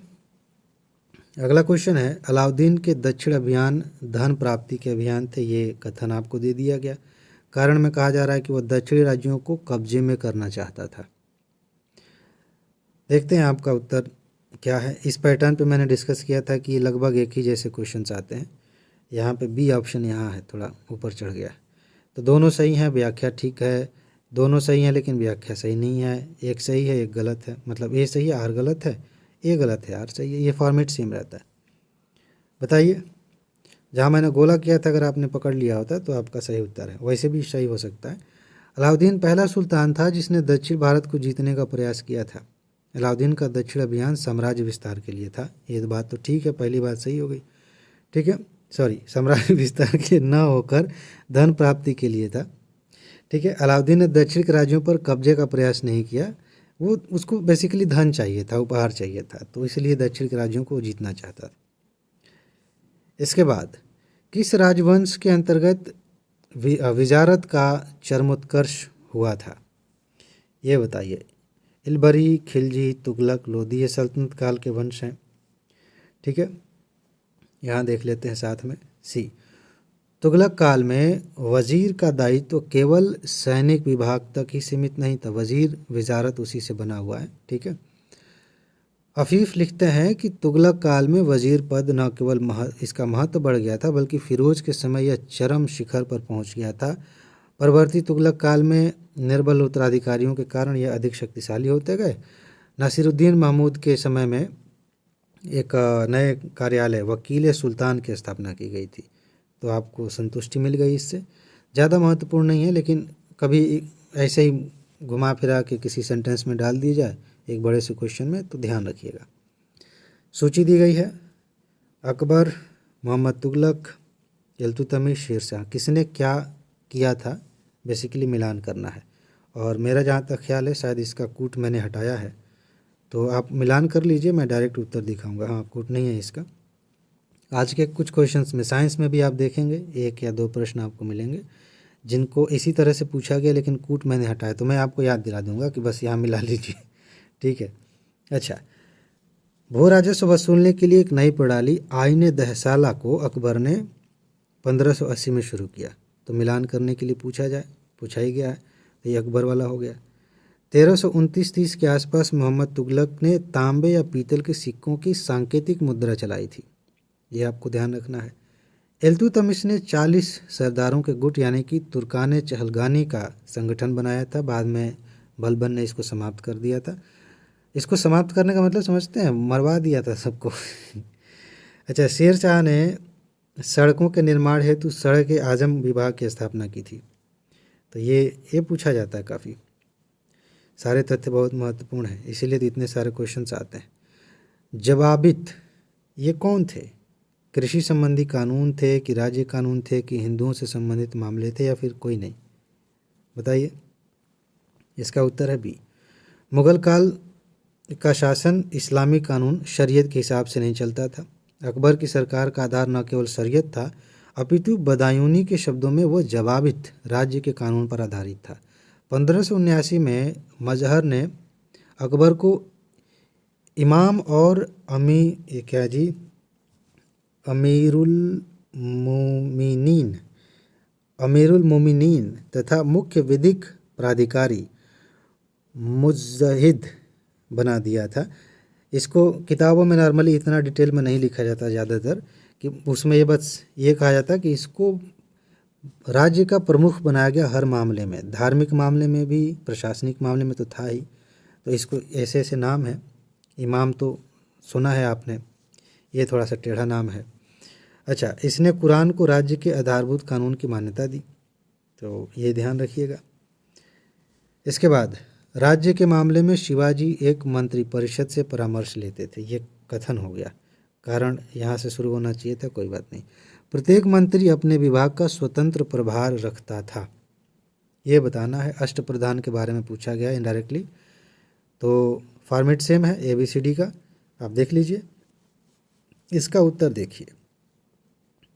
शासन में सहायता के लिए अष्टप्रधान की नियुक्ति शिवाजी ने की थी। ये इंटरेस्टिंग है, इस पे आगे क्वेश्चन दिखेगा, UPSC ने भी इस पे क्वेश्चन पूछा था। ठीक है, यह मंत्रिपरिषद की तरह लगती थी लेकिन मंत्रिपरिषद अथवा समिति की तरह काम नहीं करते थे। शिवाजी उनसे परामर्श जरूर लेते थे लेकिन उसे मानने के लिए बाध्य नहीं थे। मंत्रियों का उत्तरदायित्व केवल शिवाजी के प्रति था। ठीक है ना, तो ये चीज़ ध्यान रखिएगा। तो एक सही एक गलत। 1750 ईस्वी तक मराठा साम्राज्य पेशवा की अध्यक्षता में एक परिसंघ बन गया था, ये कथन है, और शाहू के उत्तराधिकारी पेशवा की इच्छा पर निर्भर थे। तो अब बताना है कि इसमें क्या सही है। ABCD का फॉर्मेट आप देख लीजिए, इसके वास्ते मैं आपको बताता हूँ कि ये दोनों बातें कैसे सही हैं। संगोला की संधि के बाद संगोली होना चाहिए था। उसके बाद शाहू के उत्तराधिकारियों की पेशवा के समक्ष कोई हैसियत नहीं रह गई थी। राजा राम द्वितीय के समय पेशवा बालाजी बाजीराव ही वास्तविक शासक थे, लेकिन उसने अन्य मराठा सरदारों को भी स्वायत्तता प्रदान की थी इस संधि के बाद। इसी के समय अनेक शक्तिशाली मराठा सरदारों का उदय हुआ, लेकिन वे सभी अपने को पेशवा के अधीन समझते थे। इस समय मराठा राज्य का स्वरूप परिसंघ जैसा दिखता था। ठीक है, क्योंकि बहुत सारे राज्य एक साथ आ गए थे, उस तरह से एक साथ नहीं थे लेकिन एक संगठन जैसा दिखता था। इसके बाद कौन सा चतुराईपूर्ण निष्क्रियता की नीति के साथ जुड़ा है, कौन सा व्यक्ति, इनमें से बताना है। मॉडर्न हिस्ट्री में आ गए, ऊपर हेडिंग होना चाहिए था, कोई बात नहीं। William Bentinck, Lord Canning, Mayo, Lawrence, बताइए। देखिए, सर जॉन लॉरेंस 1863 में भारत का वायसराय बनकर भारत आया। इसके समय भूटान का महत्वपूर्ण युद्ध हुआ था। 1865 में भूटानियों ने ब्रिटिश साम्राज्य पर आक्रमण कर दिया। अंत में दोनों पक्षों में समझौता हुआ। अफगानिस्तान के संदर्भ में लॉरेंस ने अहस्तक्षेप की नीति का पालन किया और तत्कालीन शासक शेर अली ने दोस्ती की। लॉर्ड मेयो 1869 में भारत का वायसराय बनकर भारत आया। इन्होंने अफगानिस्तान के संदर्भ में लॉरेंस की नीति का ही समर्थन किया। मेयो ने बजट घाटे को कम किया, आयकर की दर को 1% से बढ़ाकर 2.5% कर दिया। लॉर्ड कैनिंग भारत में कंपनी द्वारा नियुक्त अंतिम गवर्नर जनरल और ब्रिटिश सम्राट के अधीन नियुक्त भारत का प्रथम वायसराय था। अभी पॉलिटी वाला हम देख रहे थे, लेक्चर आया हुआ UPSC का टॉप 300 वाला, तो उसमें भी हमने इसके बारे में बात की थी। ये पूछा जाता है कि अंतिम गवर्नर जनरल और पहला वायसराय आप बताइए कौन था। पूछा गया है, पीसीएस में भी कई बार पूछा गया सीधा सीधा। अच्छा, इसके समय में महत्वपूर्ण 1857 का विद्रोह हुआ। बेंटिक के सामाजिक सुधारों में सर्वाधिक महत्वपूर्ण है सती प्रथा का अंत, जिसने किया था। बेंटिक इसने सरकारी सेवाओं में भेदभावपूर्ण व्यवहार को ख़त्म करने के लिए 1833 में चार्टर एक्ट की धारा 87 के अनुसार योग्यता को ही सेवा का आधार माना, न कि जाति को या रंग को। ठीक है, तो ये कुछ बहुत महत्वपूर्ण तथ्य हैं जिन्हें आप याद रखें, यहाँ से क्वेश्चंस बनते हैं। रणजीत सिंह किस मिसल से संबंधित थे? अलग अलग मिसल थी। ठीक है, आप कह सकते हैं राज्य से तुलना कर सकते हैं, या राज्यों के अंदर जो जिले होते हैं उनसे तुलना कर सकते हैं। जिलों से तुलना करना ज़्यादा आसान है समझने के लिए मिसल को। तो शुकरचकिया, संघवालिया, अहुलवालिया या रामगढ़िया, ये मेरे ख्याल से आप जानते हैं क्योंकि ये अक्सर पहले ही नज़र में आ जाता है और कई बार पूछा भी गया है। रणजीत सिंह का जन्म 2 अक्टूबर 1780 को हुआ था। ये शुकरचकिया मिसल के मुखिया महासिंह के घर हुआ था इनका जन्म। तो ये ध्यान रखिए, सन नहीं भी याद रखेंगे तो काम चल जाएगा। जालंधर के दोआ प्रदेश अहुलवालिया मिसल के अधीन था ये। सतलज के दक्षिण में पटियाला, नाभा और कैथल में फुल्कियाँ सरदार राज्य करते थे। ये सब उतना महत्वपूर्ण नहीं है, बाकी मेन चीज़ हमने डिस्कस कर ली। निम्नलिखित देशी राज्यों में से कौन स्टैंड स्टिल समझौते का पक्षधर था? ये किस समझौते की बात हो रही है? जब भारत आज़ाद हो रहा था उस समय फैसला लेना था भारत पाकिस्तान के विभाजन के संदर्भ में, जो रियासतें थीं उनके संदर्भ में। तो कौन था जो कह रहा था कि जैसे था वैसे ही सब चलेगा? बताइए। हैदराबाद रियासत भारत में सबसे बड़ी रियासत थी, क्षेत्रफल और आबादी दोनों ही दृष्टियों से। इसमें 3 भाषाई क्षेत्र थे, मराठी 28% थे, कन्नड़ बोलने वाले 22% और तेलुगु बोलने वाले 50% थे। 1911 में उस्मान अली खां इस रियासत के निजाम बने और 1948 तक सत्ता पर काबिज रहे। 3 जून 1947 को माउंटबेटन ने घोषणा की कि अंग्रेजी हुकूमत ख़त्म होने के बाद हैदराबाद रियासत पूरी तरह से स्वाधीन होगा। तो ये मान के चल रहे थे कि नहीं, हम स्वाधीन ही रहेंगे, जैसा था वैसे ही होगा। बाद में पटेल जी ने तरीके अपनाए, फिर वो भारत के अधीन आ गए। अच्छा, निम्न यूरोपीय शक्तियों ने भारतीय व्यापार में समय समय पर प्रवेश किया। आप जानते हैं अंग्रेज आए, डच आए, फ्रांसीसी, पुर्तगाली आए, तो किस क्रम में आए ये आपको बताना है। आपको एकदम उंगलियों पर रटा होना चाहिए। पूछा जाता है इसमें से कौन सा क्रम है, 1 2 3 4। ठीक है, पुर्तगाली आपको पता है तो थोड़ा बहुत मेरे ख्याल से आप गेस कर लेंगे तो भी काम चल जाएगा, आपका भी सही हो जाएगा। सबसे पहले वास्को डी गामा नामक एक पुर्तगाली व्यापारी आया था, आपको पता है 1498 ईस्वी में। ये तारीख भले ना पूछी जाए लेकिन इसको ध्यान में रखिएगा, इसके आधार पर कंसेप्चुअल क्वेश्चन बनाया जा सकता है। कालीकट के प्रसिद्ध बंदरगाह पर आया। अरबों के विरोध के बावजूद कालीकट के हिंदू राजा जमोरिन ने उसका स्वागत किया। इन पे भी क्वेश्चन पूछा गया, आप देखेंगे आगे कि किसने स्वागत किया था वास्को डी गामा का। भारत में अंग्रेजों का आगमन डचों के बाद हुआ, लेकिन अंग्रेजी ईस्ट इंडिया कंपनी की स्थापना डच कंपनी से पहले हो गई थी। ठीक है, ये बात आप ध्यान रखिएगा। पुर्तगालियों के बाद पुर्तगीज़ कहे जाते हैं तो उनको पुर्तगीज़ में लिख दिया गया है। उनके बाद डच ही भारत आए थे। 1593 से 96 में कार्नेलियस हाउटमैन, इसके नेतृत्व में पहला डच अभियान पूर्वी जगत में पहुंचा। 1608 में कैप्टन हॉकिंस नामक अंग्रेज हेक्टर नामक जहाज़ से जहांगीर के दरबार में आया था, तो ये हमने देखा ही। और 1664 में फ्रांसीसी व्यापारी कंपनी की स्थापना सरकारी सहयोग से हुई। ये पूछा जाता है, यूपीएससी ने क्वेश्चन पूछा, उसमें इस चीज़ को छुपा के पूछा गया है कि इसमें सरकार की हिस्सेदारी थी कि नहीं। 1668 में सूरत में फ्रांसीसी कोठी खोली गई। कोठी का मतलब एक तरह से उन्होंने अपना किला बनाया, अपने व्यापार का केंद्र बनाया। तो ये बातें हो गई। अब हम आते हैं यहाँ पे कि कौन सा सुमेलित नहीं है। ये बेसिकली किस समाज से कौन जुड़े हुए थे। पांडुरंग प्रार्थना समाज, दयानंद सरस्वती आर्य समाज, राजा राम मोहन राय आदि ब्रह्म समाज, विवेकानंद रामकृष्ण मिशन। 3 सही हैं, 1 गलत है। बताना है कौन सा मेल सही नहीं है। ठीक है, चलिए देखते हैं। इसका सी सही है। राजा राम मोहन राय ने आधुनिक पाश्चात्य विचारधारा से प्रभावित होकर हिंदू धर्म का पहला सुधार आंदोलन चलाया, जिसका नाम ब्रह्म समाज था। 1928 में स्थापित ब्रह्म समाज में नई जान फूंकने वाले केशव चंद्र सेन को देवेंद्रनाथ टैगोर ने 1865 में ब्रह्म समाज के आचार्य पद से निष्कासित कर दिया। मतलब ये साथ साथ चल रहे थे, केशव चंद्र सेन और देवेंद्रनाथ टैगोर एक साथ चल रहे थे। 65 में इनको निकाल दिया गया, आचार्य पद से हटा दिया गया। तब केशव चंद्र सेन ने आदि ब्रह्म समाज नामक एक नया संगठन बनाया। उसी के तहत उसके 2 फांक हो गए, विभाजन हो गया। ठीक है, यह ब्रह्म समाज की प्रथम फूट थी।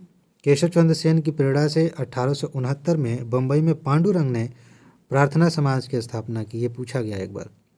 पाश्चात्य प्रभावों की प्रतिक्रिया के रूप में दयानंद सरस्वती ने 1875 में बम्बई में आर्य समाज की स्थापना की। ये कई बार पूछा गया, अभी आप इसी सीरीज़ में देखेंगे। और रामकृष्ण मिशन पे भी पूछा गया है। रामकृष्ण परमहंस की शिक्षाओं के प्रचार प्रसार के लिए स्वामी विवेकानंद ने कलकत्ता में रामकृष्ण मिशन की स्थापना की थी। ये ध्यान रखिए, बढ़िया तथ्य है। इसके बाद निम्नलिखित में से किस अधिनियम द्वारा भारत के गवर्नर जनरल को अध्यादेश जारी करने की शक्ति प्रदान की गई? अगर आपने ये वाली वीडियो यूपीएससी की टॉप 300 पॉलिटी की वीडियो मिस की है तो ये क्वेश्चन भी आपसे गलत हो जाएगा या आप कंफ्यूज हो जाएंगे। इस पर मैंने विस्तार से अध्यादेश के बारे में बात की थी और इसकी विशेषताओं को हमने वर्तमान से भी जोड़ के देखा था, तो वो सीरीज़ भी बहुत महत्वपूर्ण है। फिलहाल इसमें बताइए 33, 61, 92, 9, 19, आप देख लीजिएगा 1800, यहाँ से 1909 हो गया। तो इसका जो उत्तर है वो है बी। 1861 के भारतीय परिषद अधिनियम में गवर्नर जनरल को, एक्चुअली कायदे से यहाँ पे गवर्नर जनरल नहीं कहना चाहिए था, वायसराय कहना चाहिए था, कोई बात नहीं। संकटकालीन अवस्था में विधान परिषद की अनुमति के बिना ही अध्यादेश जारी करने की अनुमति दी गई थी। ठीक है, अधिकतम अवधि थी 6 महीने तक। यह अध्यादेश वो लागू करेंगे, 6 महीने तक लागू रहेगा। 1861 के अधिनियम में ही वायसराय की कार्यकारी परिषद में 5वां सदस्य जो विधिवक्ता हो, इसको शामिल किया गया। ये भी पूछा जाता है। इसी अधिनियम के अनुसार बम्बई और मद्रास प्रांतों को अपने लिए कानून बनाने तथा उनमें संशोधन करने का अधिकार पुनः दे दिया गया। इस लाइन को आप मुस्कुराते हुए समझेंगे अगर आपने पिछली वीडियो देखी है यूपीएससी की टॉप 300 वाली। कैसे हमने बताया था कि केंद्रीकरण अब तक होता है या अब फिर से विकेंद्रीकरण हो रहा है, मद्रास और मुंबई की शक्तियों को वापस दिया गया है, किन शक्तियों को छीना गया था, सब हमने डिस्कस किया था। ठीक है, इसी अधिनियम में 61 वाले में हम आगे देखें तो पहली बार देशवासियों को विधि निर्माण के काम में कुछ हद तक भाग लेने का मौका मिला और इस अधिनियम द्वारा विधायी क्षेत्र में विकेंद्रीकरण की उस नीति का सूत्रपात हुआ जो आगे चलकर 1935 के अधिनियम की संघात्मक तथा प्रांतीय स्वायत्तता में शामिल हुई दिखाई दी। ठीक है, भारत छोड़ो आंदोलन के समय किसने कांग्रेस रेडियो का प्रसारण किया था? ये सेम क्वेश्चन, थोड़ा सा शायद 1-2 शब्द आगे पीछे हुए होंगे। ये सेम क्वेश्चन कई एग्जामों में पूछा गया, यूपीएससी में भी पूछा गया, बहुत महत्वपूर्ण है। अरुण आसफ अली, जयप्रकाश नारायण, उषा मेहता और इनमें से कोई नहीं। डी नहीं है, बाकी आप ऊपर के 3 में से बता दीजिए। भारत छोड़ो आंदोलन के दौरान आंदोलन का समाचार लोगों तक पहुंचाना ज़रूरी था। इस दृष्टि से सबसे नाटकीय मामला मुंबई के शहर में देखा गया। विभिन्न केंद्रों से कांग्रेस रेडियो का गुप्त रूप से संचालन हुआ। सरकार के नियंत्रण में नहीं था, ये चुपके से रेडियो अपना वो करते थे। रेडियो प्रसारण का कार्य 14 अगस्त से सबसे पहले उषा मेहता ने शुरू किया। ठीक है, और एक अन्य केंद्र बाबू भाई चला रहे थे, जबकि राम मनोहर लोहिया नियमित रूप से कांग्रेस रेडियो पर बोलते थे। ये प्रसारण मद्रास तक सुने जा सकते थे। 1942 नवंबर तक ये स्टेशन जब्त कर लिए गए। तो ये चीज़ ध्यान रखिए। आज़ाद हिंद फौज का विचार किसने सुझाया था? ये इम्पॉर्टेंट है। आज़ाद हिंद फौज से अलग अलग एंगल से क्वेश्चंस आते हैं। एक महिला ब्रिगेड बनाई गई थी, उसकी लीडर कौन थी, इस तरह से क्वेश्चन पूछे जाते हैं। तो फिलहाल इसमें बताना है कि विचार किसके मन में आया था। मोहन सिंह और निरंजन सिंह गिल, शाहनवाज, सुभाष चंद्र बोस। बताइए। इसका सही उत्तर है मोहन सिंह। पहली बार आज़ाद हिंद फौज के गठन का जो श्रेय है वो कैप्टन मोहन सिंह को जाता है। वे जापान के तो युद्धबंदी अंग्रेज अधिकारी थे और उन्होंने जापानी अधिकारियों से संबंध बनाकर आज़ाद हिंद फौज के साथ सिंगापुर पहुँचे। वहाँ आज़ाद हिंद फौज पुनः गतिशील हो गई। बोस ने आज़ाद हिंद सरकार का पुनर्गठन किया, मतलब सुभाष चंद्र बोस ने इसी का आगे चल के पुनर्गठन किया। अस्थायी सरकार बनाई थी एक तरह से। कांग्रेस के तिरंगे को सरकार का झंडा घोषित किया गया। जय हिंद का नारा दिया गया। ठीक है, ये कुछ तथ्य हैं ध्यान रखने लायक। सुभाष चंद्र बोस पे एक और क्वेश्चन है कि इन्होंने जब त्याग पत्र दे दिया था कांग्रेस के एक अधिवेशन में, यह महत्वपूर्ण अधिवेशनों की लिस्ट आपको दी गई है, तो जब उन्होंने त्याग पत्र दिया 1938 की बात है शायद, हाँ उसी के आसपास, आगे नहीं होगा, तो कौन अध्यक्ष चुने गए, किनको बनाया गया? मौलाना अबुल कलाम आज़ाद, पट्टाभी सितार मैया, राजेंद्र प्रसाद, सरदार पटेल। अच्छा तथ्य पूछा जाता है। त्रिपुरी अधिवेशन हुआ था 39 में, मैं 38 बोल रहा था। तो हुआ ये, सुभाष चंद्र बोस चुन लिए गए थे। आपको बता दूं ये दूसरी बार चुने गए थे, इसके पहले भी अध्यक्ष थे और फिर चुन लिए गए थे। लेकिन गांधी जी के उम्मीदवार थे पट्टाभी सितार मैया, वो हार गए थे, गांधी जी नाराज़ हो गए। फिर इन्होंने कहा ठीक है फिर हम पद नहीं संभालेंगे, हम छोड़ते हैं। तो इससे कांग्रेस में कलह की स्थिति कांग्रेस के सदस्यों ने पैदा कर दी। बाद में सुभाष चंद्र बोस ने अपना इस्तीफा दे दिया और उनकी जगह पे राजेंद्र प्रसाद अध्यक्ष चुने गए। तो ये महत्वपूर्ण बात है। पत्रकार के कर्तव्य का निर्वहन करते हुए जेल जाने वाला प्रथम भारतीय कौन था? डिट्टो यही प्रश्न आपको कम से कम 2 बार और दिखेगा इस सीरीज़ में। ठीक है, तो अभी इसको याद कर लीजिए। बाल गंगाधर तिलक, दादा भाई नौरोजी, मोतीलाल नेहरू और सुरेंद्र नाथ बनर्जी। बताइए, मेरे ख्याल से आपको पता है। इसका सही उत्तर ये है, लोकमान्य तिलक प्रथम कांग्रेसी नेता थे जो देश के लिए अनेक बार जेल गए। 1882 में उन्हें सरकार ने 4 माह का कारावास दिया था क्योंकि तिलक ने अंग्रेजों के कोल्हापुर के महाराज के प्रति धृष्टता करने पर कड़े शब्दों में उनकी निंदा की थी। 1897 में उन्हें 2 अंग्रेजों की हत्या के लिए चापेकर बंधुओं को उत्तेजित करने के लिए 18 महीने के कड़े कारावास का दंड दिया गया था। सरकार ने आरोप लगाया कि इनके लेखों से ही वो प्रेरित हुए थे और हत्या की थी। मुस्लिम लीग का प्रथम अध्यक्ष कौन था? आगा खां, हमीद खां, हसन खां और जिन्ना। तो जो लोग, खैर अब इसमें मैं कमेंट नहीं करना चाहता, बस इतना कहूँ कि जो बस इधर उधर की बातें सुनते हैं वो डी चुनेंगे। अच्छा, 30 दिसंबर 1906 को जब ढाका में मोहम्मडन एजुकेशनल कॉन्फ्रेंस की बैठक हो रही थी, तभी उस अधिवेशन को ढाका के नवाब सलीमुल्लाह खां के नेतृत्व में अखिल भारतीय मुस्लिम लीग के गठन की घोषणा की गई। लीग का प्रथम अधिवेशन 1907 में हुआ, जिसकी अध्यक्षता आगा खां ने की थी। 1908 में आगा खां को मुस्लिम लीग का स्थायी अध्यक्ष बना दिया गया। ठीक है, उसी वर्ष अलीगढ़ के अधिवेशन में 40 सदस्यीय एक केंद्रीय समिति की स्थापना की गई। लीग की प्रमुख मांगों में पृथक निर्वाचन प्रणाली को अपनाए रखने की मांग, राष्ट्रीय कांग्रेस के स्वदेशी बहिष्कार के कार्यक्रमों का विरोध, बंगाल विभाजन का समर्थन जैसी मांगें इसमें शामिल की गई थी। तो मेरे ख्याल से यहाँ पे कामा होना चाहिए था। तो फिलहाल ये बातें हैं, इसके बाद आगे बढ़ते हैं। ये सूची दी गई है और बताना है कि किस घोषणा से कौन सा व्यक्ति जुड़ा हुआ था। अगस्त घोषणा, अगस्त प्रस्ताव, अगस्त संकल्प, ये बहुत कंफ्यूज करता है। अगस्त अगस्त हम देख लेते हैं और सबको समझते घोषणा ही है, तो थोड़ा सा कन्फ्यूजन हो जाता है। बाकी प्रत्यक्ष कार्रवाई दिवस कौन संबंधित था? चलिए मैं आपको हिंट दे देता हूँ, थोड़ा सा ये आसान वाला, इसको आप इससे मिला के देख सकते हैं। देखें इसका कूट है कि हटा दिया मैंने, है तो एक बार जाकर क्वेश्चन देखिए, फिर ये देखिए, मिलाइए, आपको उत्तर मिल जाएगा। फिलहाल मैं आपको दिखाता हूँ। भारत सचिव मॉन्टेग्यू ने 20 अगस्त 1917 को एक घोषणा की जिसके अनुसार ब्रिटिश शासन का लक्ष्य स्वशासित संस्थाओं का क्रमिक विकास करना है। यहाँ पे क्या होना चाहिए था? ताकि ब्रिटिश साम्राज्य के अभिन्न अंग के रूप में भारत में क्रमशः उत्तरदायित्वपूर्ण शासन स्थापित हो। ठीक है, इसके बाद 8 अगस्त 1940 के अगस्त प्रस्ताव में कांग्रेस की अंतरिम राष्ट्रीय सरकार गठित करने की मांग को अस्वीकार कर दिया गया, तो एक यहाँ पे मिल गया। अगस्त संकल्प का संबंध गांधी जी से है, जबकि मुस्लिम लीग ने कैबिनेट मिशन को अस्वीकार करते हुए 16 अगस्त 1946 को ये पूछा गया है, आगे मिलेगा, प्रत्यक्ष कार्रवाई दिवस के रूप में मनाया, जिससे देश में सांप्रदायिकता का तूफान सा आ गया, बेसिकली हिंसा शुरू कर दी। यह प्रत्यक्ष कार्रवाई दिवस जो था वो हिंसक गतिविधियां थी। अब है आपके सामने समाचार पत्र और संपादक। बताना है कौन सा सही है। एक्चुअली मिलान करिए फिर कूट है। हिंदू, सुधारक, वॉइस ऑफ इंडिया, बंगाली।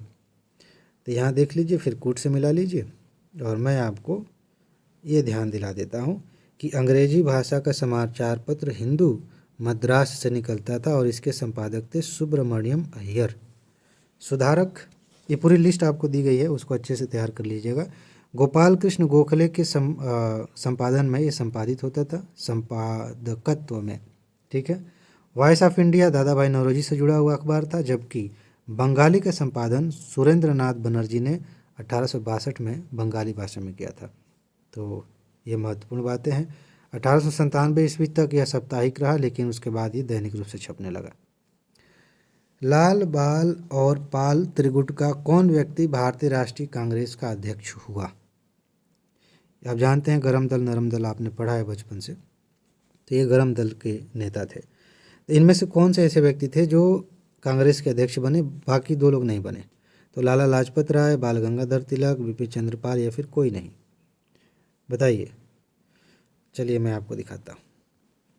सितंबर 1920 में कोलकाता में लाला लाजपत राय की अध्यक्षता में कांग्रेस का अधिवेशन हुआ था 1920 में। इसी अधिवेशन में असहयोग का प्रस्ताव स्वीकार कर लिया गया। ध्यान देने वाली बात यह कि असहयोग का प्रस्ताव 1920 के ही नागपुर अधिवेशन में, जिसकी अध्यक्षता वी राघवाचार्य ने की थी, उसमें रखा गया था। ठीक है, लेकिन 1920 में ही रखा गया था, दूसरी जगह जब हुआ था। तो यह कांग्रेस का 45वां अधिवेशन था। इसी अधिवेशन में देश को पहली बार भाषाई आधार पर प्रांतों में विभाजित करने की बात कही गई थी। बहुत महत्वपूर्ण है ये वर्ष, याद रखिएगा। कांग्रेस ने कहा था कि हम भाषाई आधार पर बांटेंगे।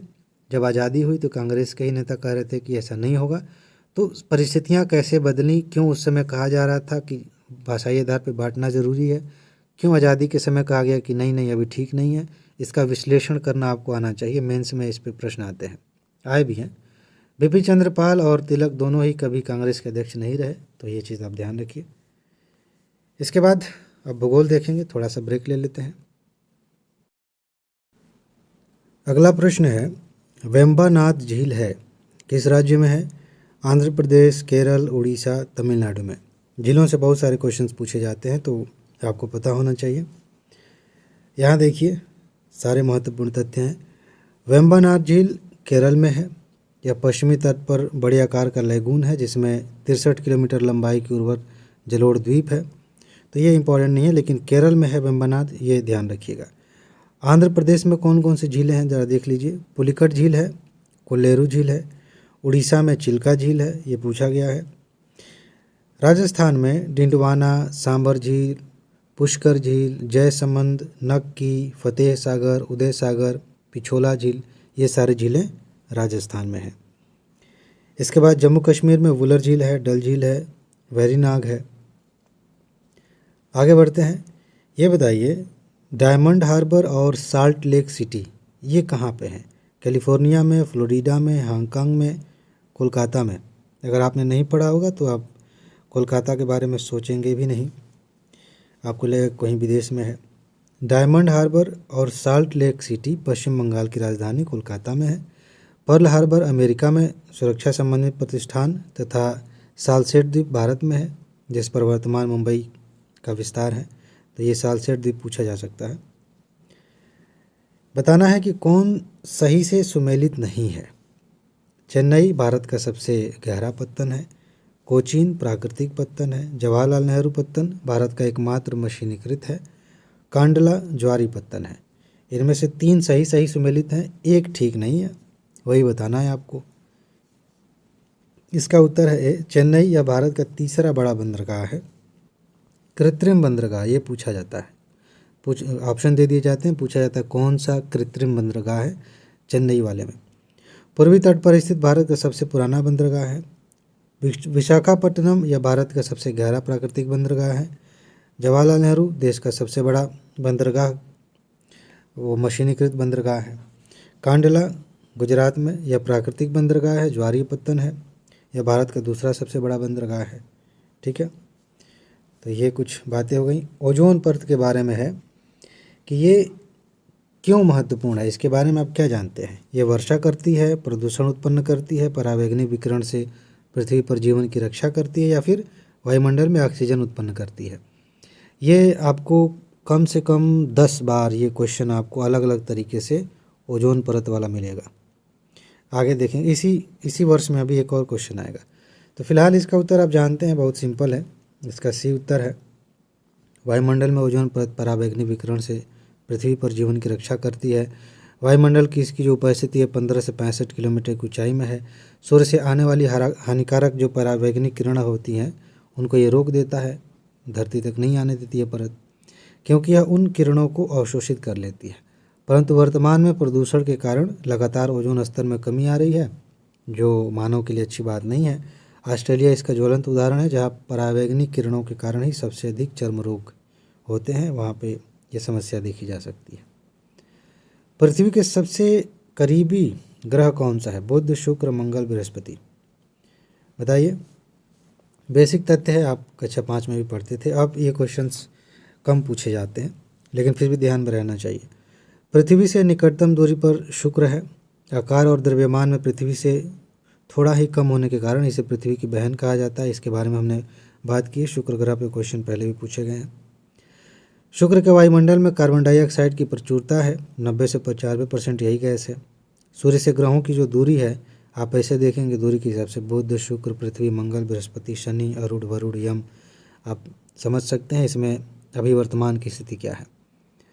ग्रहों से, पृथ्वी से ग्रहों की दूरी कुछ इस प्रकार है: शुक्र, बुध, मंगल, बृहस्पति, शनि, अरुण, वरुण। तो ये थोड़ा सा जटिल है, लेकिन ध्यान रखिएगा। मैप में देखेंगे, इसको बना के यहाँ पे आप सूर्य बना लीजिए, उसके बाद से ग्रहों को बना लीजिए ऐसे, तो ज़्यादा आसानी से कर सकते हैं। उत्तरी गोलार्ध में कर्क संक्रांति के समय 12 घंटे का दिन होगा। कर्क रेखा पर, मकर रेखा पर, आर्कटिक वृत्त पर या फिर विषुवत रेखा पर। उत्तरी गोलार्ध की बात हो रही है, कर्क संक्रांति की बात हो रही है। तो बताइए। सिंपल है, विषुवत रेखा पर संपूर्ण वर्ष, साल भर, ये ऑप्शन में है तो यही सही होगा। साल भर जो है कर्क और मकर संक्रांति सहित लगभग 12 घंटे का दिन जो है वो होता है, दिन और रात 12-12 घंटे की, तो ये बराबर होता है। और संपूर्ण विश्व में 21 मार्च और 23 सितंबर को दिन रात बराबर होते हैं। 21 मार्च की स्थिति को वसंत विषुव कहते हैं और 23 सितंबर वाली की स्थिति को शरद विषुव कहते हैं। तो ये क्वेश्चन पूछे जाते हैं, ध्यान रखिए। ओजोन परत पूछा गया है फिर से कि ये किस में है। ये क्वेश्चन कई बार मिलेगा आपको। अभी हाल फिलहाल के पेपर आप उठा के देखेंगे पिछले 5 सालों के, तो 2 बार शायद यही दिख जाए आपको। तो क्षोभ मंडल, क्षोभ सीमा, समताप मंडल, प्रकाश मंडल। बताइए। इसका उत्तर है, पूरा विस्तार से समझ लेते हैं। ओजोन को हम O3 कहते हैं। एक हल्के नीले रंग की गैस है जो समताप मंडल में पाई जाती है। इसका मुख्य कार्य है सूर्य की पराबैंगनी विकिरणों को अवशोषित करना। वर्तमान में वायुमंडल में इनकी मात्रा 0.02% से परसेंट नहीं, ppm है। तो ppm का मतलब पार्ट पर मिलियन, यहाँ से लेके 0.07 ppm है। लेकिन 3000 डिग्री, ये एक क्या मतलब है, चलिए इसको छोड़ते हैं, अब इसके लिए वीडियो को पॉज नहीं करेंगे। फिलहाल इसकी ज़रूरत भी नहीं है कि कितना अवशोषित करने की क्षमता इसमें पाई जाती है। ओजोन के विखंडन से पराबैंगनी किरणें धरती पर निर्बाध रूप से आ जाती हैं। विखंडन का मतलब, जैसे मान लीजिए ये परत बनी हुई है और यहाँ पे परत पतली हो रही है, तो यहाँ से सूर्य की जो किरणें पड़ रही हैं वो धरती पे आ सकती हैं और इससे जीवों को, वनस्पतियों को नुकसान होता है। यूपीएससी ने भी इस पर क्वेश्चन पूछा है। वायुमंडल अधिकांश ऊष्मा परोक्ष रूप से सूर्य से तथा प्रत्यक्ष रूप से पृथ्वी के धरातल से प्राप्त करता है।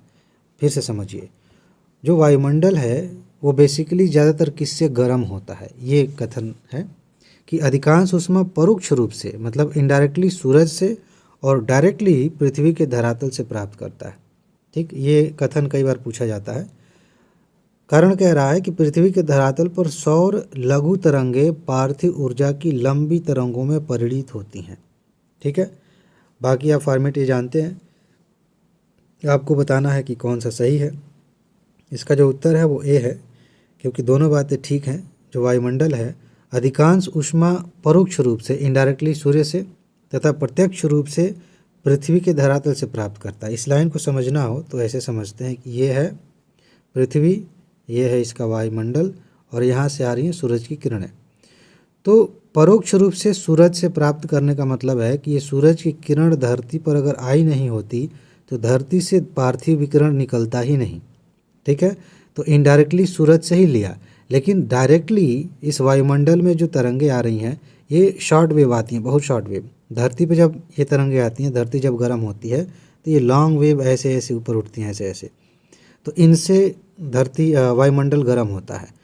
तो यही बात यहाँ पे कहा गया है कि परोक्ष रूप से इनडायरेक्टली सूरज से, लेकिन डायरेक्टली धरती से, धरती के धरातल से प्राप्त करता है ऊष्मा को।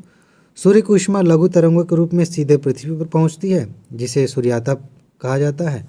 वायुमंडल इससे गर्म नहीं होता। सूर्यातप प्राप्त करने के पश्चात पृथ्वी इस ऊष्मा को वातावरण में लगातार भेजती रहती है, प्रक्षेपित करती रहती है, इसी से वायुमंडल गर्म होता है, ठीक है। उसे पार्थिव विकिरण कहते हैं जो धरती से निकलता है। दुनिया का सबसे आर्द्रतम स्थान रिपीट किया गया है, आप जानते हैं इसका उत्तर, तो इसमें ज़्यादा कुछ पढ़ने की ज़रूरत नहीं है, ठीक है। ये आप पढ़ लीजिए, इसको हमने कई बार आपको पढ़ के सुनाया है, बाकी नोट आपके पास रहेगी। बरमूडा त्रिभुज पूछा गया है एक दो बार, ये कहाँ पे है? उत्तरी अटलांटिक महासागर में, दक्षिणी अटलांटिक महासागर में। बरमूडा ट्रायंगल कहा जाता है इसको। उत्तरी प्रशांत में या फिर दक्षिणी प्रशांत में? तो बताइए, ए और बी में से चुनिए। देखिए, बरमूडा का जो त्रिभुज है वो फ्लोरिडा, पुर्टोरिका और बरमूडा नामक द्वीप के मध्य स्थित है। अगर मैं आपको समझाने के लिए मैप बनाऊँ, यहाँ पे थोड़ा सा दिक्कत होती है, तो ये उत्तरी अमेरिका है, ठीक है, ऐसे, और यहाँ से पनामा वगैरह है, फिर यहाँ नीचे दक्षिण अमेरिका आ जाएगा। जैसे ये वाला जो क्षेत्र है ना, मैक्सिको की खाड़ी वाला, इस जोन की बात हो रही है। बाकी आप जानते हैं कि इधर यूरोप है, इधर अफ्रीका है, ये अटलांटिक महासागर। तो फिलहाल ये है कि यहाँ पर स्थित है। बाकी सिंपल सी चीज़ें हैं, कितने डिग्री के बीच में है ये सब जानने की ज़रूरत नहीं है। विश्व में लोहे के उत्पादन करने वाले 3 जो देश हैं वो कौन है? ये लिस्ट है आपके सामने, एक बार इसका उत्तर देखिए और मैं आपको यहाँ पे बता देता हूँ। देखिए, कुछ चीज़ें यहाँ पे हैं, बेसिक बातें हैं। लौह अयस्क के 3 मुख्य अयस्क होते हैं, मैग्नेटाइट, हेमेटाइट और लिमोनाइट। लौह अयस्क के 3 मुख्य अयस्क, मैग्नेटाइट, हेमेटाइट और लिमोनाइट। सीडेराइट, पायराइट, ये कुछ एक्स्ट्रा है, वही मुझे लगा 3 बोल के बाकी इतना के मैं पढ़ रहा। तो ये 3 मेन है, बाकी ये भी है। लौह अयस्क उत्पादन में जो देश हैं, पहले नंबर पे चीन है, फिर ऑस्ट्रेलिया, फिर ब्राज़ील है। ओके, इसके बाद ऋतु प्रवास कौन सी जनजाति करती है? भोटिया, बुक्सा, जंसौरी, थारू। पूछा जाता है, ये आगे आपको मिलेगा। इसका जो जवाब है वो है भोटिया जनजाति। उत्तरांचल के अल्मोड़ा, चमोली, पिथौरागढ़ और उत्तरकाशी क्षेत्र में पाई जाने वाली ये जनजाति है, मंगोल प्रजाति की है। ये जनजातियाँ ऋतु प्रवास करती हैं, ठीक है। ये लोग पशुओं को चराने के लिए ग्रीष्म ऋतु में अधिक ऊंचाई वाले स्थानों पर चले जाते हैं, वहाँ पे बर्फ़ पिघल जाती है, घास आ जाती है, और जब जाड़े का मौसम आता है तो नीचे घाटी में आ जाते हैं। अच्छा, ग्लोब पर 2 स्थानों के बीच न्यूनतम दूरी होती है, कहाँ पे? 45 डिग्री उत्तरी अक्षांश पे, 45 डिग्री दक्षिणी अक्षांश पे, प्रधान देशांतर पर या अंतर्राष्ट्रीय तिथि रेखा पर। थोड़ा सा जटिल लग सकता है आपको, लेकिन है नहीं। जो प्राइम मेरिडियन लाइन है, ब्रिटेन के ग्रीनविच से होकर गुजरती है, इसे शून्य देशांतर रेखा भी कहा जाता है। वहीं से देशांतरों की गणना की जाती है, वहीं से पूरब पश्चिम भी किया जाता है काउंट। जैसे ये वाली देशांतर रेखा है, यहाँ से पूरब, यहाँ से पश्चिम, ये जो लाइन है इसको 0 डिग्री कहते हैं, ये ग्रीनविच से गुजरती है। तो वहीं पर 2 स्थानों के बीच की दूरी सबसे कम होती है, ठीक है। पूर्वी और पश्चिमी गोलार्ध की महत्वपूर्ण निर्धारक रेखा होने के कारण यहाँ पे ग्लोब पे न्यूनतम दूरी होती है। अंतर्राष्ट्रीय जो तिथि रेखा 180 डिग्री देशांतर है, जिसे तिथियों का विभाजन किया जाता है। जैसे ये धरती है, यहाँ पे 0 डिग्री देशांतर है, इसके ठीक पीछे वाली जो लाइन है वो 180 डिग्री है। मैंने थोड़ा किनारे करके बना दिया ताकि समझ में आए कि इसके पीछे खींचा है। तो वो 180 डिग्री, उससे तिथियाँ निर्धारित होती हैं कि अगर आप उसी समय यहाँ पे हैं तो कोई और दिन होगा, कोई और तारीख होगी, और इधर क्रॉस करके चले गए दिन बदल जाएगा, तो उसको तिथि रेखा कहते हैं। इसके बारे में कैलकुलेशन वाले सवाल आते हैं। इसी सीरीज़ में, पिछली वीडियो में मैंने पूरा विस्तार से बताया था।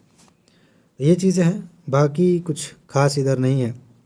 ये कई बार मुड़ी हुई है ये तिथि रेखा, ताकि किसी द्वीप से गुजर जाए, पता चले कि बीच में इसके रास्ते में कोई द्वीप है, कोई देश है, उसी देश के इधर के लोग सोमवार मना रहे हैं, इधर के लोग रविवार मना रहे हैं, ठीक तो नहीं होगा ना। तो इसलिए उसको मोड़ते हुए कई बार मोड़ा गया है, मोड़ के आगे बढ़ाया गया। फिलहाल इकोनॉमी के क्वेश्चंस देखते हैं। मीरा सेठ समिति का संबंध किससे था? 4 विकल्प हैं, वीडियो पॉज करिए और उत्तर खोज लीजिए। फिलहाल मैं उत्तर बता देता हूं कि हथकरघा के विकास से संबंधित ये समिति थी। ये महत्वपूर्ण है, ध्यान रखिएगा। इसके बाद नीली क्रांति किससे संबंधित है? सीधा सीधा फैक्चुअल क्वेश्चन है। खाद्यान्न, तिलहन, दूध, मत्स्य। तो नीला शब्द जहाँ भी है क्रांति से संबंधित, आप उसे समझ जाएंगे कि नीली चीज़ क्या हो सकती है। आँख बंद करके आप देखेंगे तो भी समझ में आ जाएगा। फिलहाल श्वेत क्रांति, श्वेत क्रांति भारत में शुरुआत हुई थी इसकी 1964-65 में। ये दूध उत्पादन से संबंधित है और ऑपरेशन फ्लड वगैरह इससे संबंधित। पीली क्रांति यहाँ पे है, तेलों से संबंधित है, तिलहन से संबंधित है। इसके बाद से कुछ चीज़ें यहाँ पे हैं। नेक्स्ट बात कहाँ पे होगी?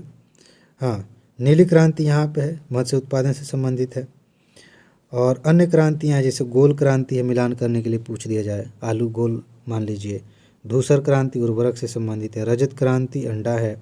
सुनहरी क्रांति बागवानी उत्पादन है। तो ये मिलान करने के लिए पूछा जाता है। जयंत पाटिल समिति किससे संबंधित है? 4 ऑप्शन है। जयंत पाटिल समिति, सोच लिया आपने? चलिए यहाँ देखिए, सूखा क्षेत्रों के विकास के कार्य के लिए 25 वर्षीय भावी योजना तैयार करने के लिए ये समिति बनाई गई थी। ठीक है, तो जयंत पाटिल ने इसकी अध्यक्षता की थी, तो उन्हीं के नाम पे समिति है। आगे बढ़ते हैं।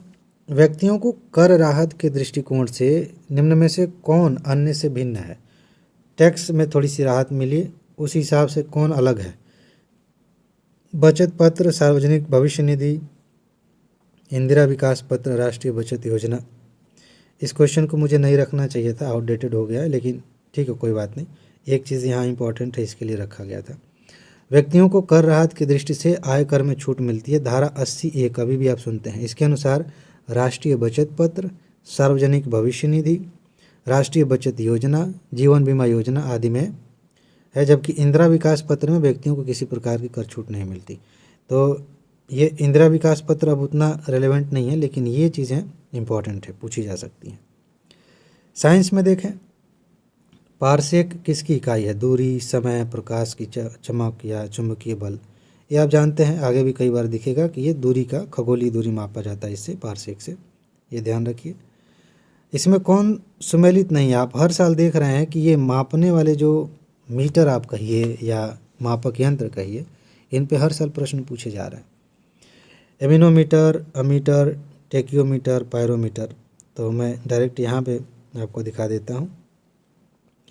एनीमोमीटर जो है वायु की चाल मापता है, अमीटर विद्युत धारा मापता है, टेकियोमीटर वायुयानों और मोटर की घुमाव की गति मापता है। ये क्वेश्चन रिपीट किया गया, पिछले ही सीरीज़ में हमने देखा, मतलब इसी सीरीज़ की पिछली वीडियो में देखा है। पायरोमीटर उच्च ताप मापता है।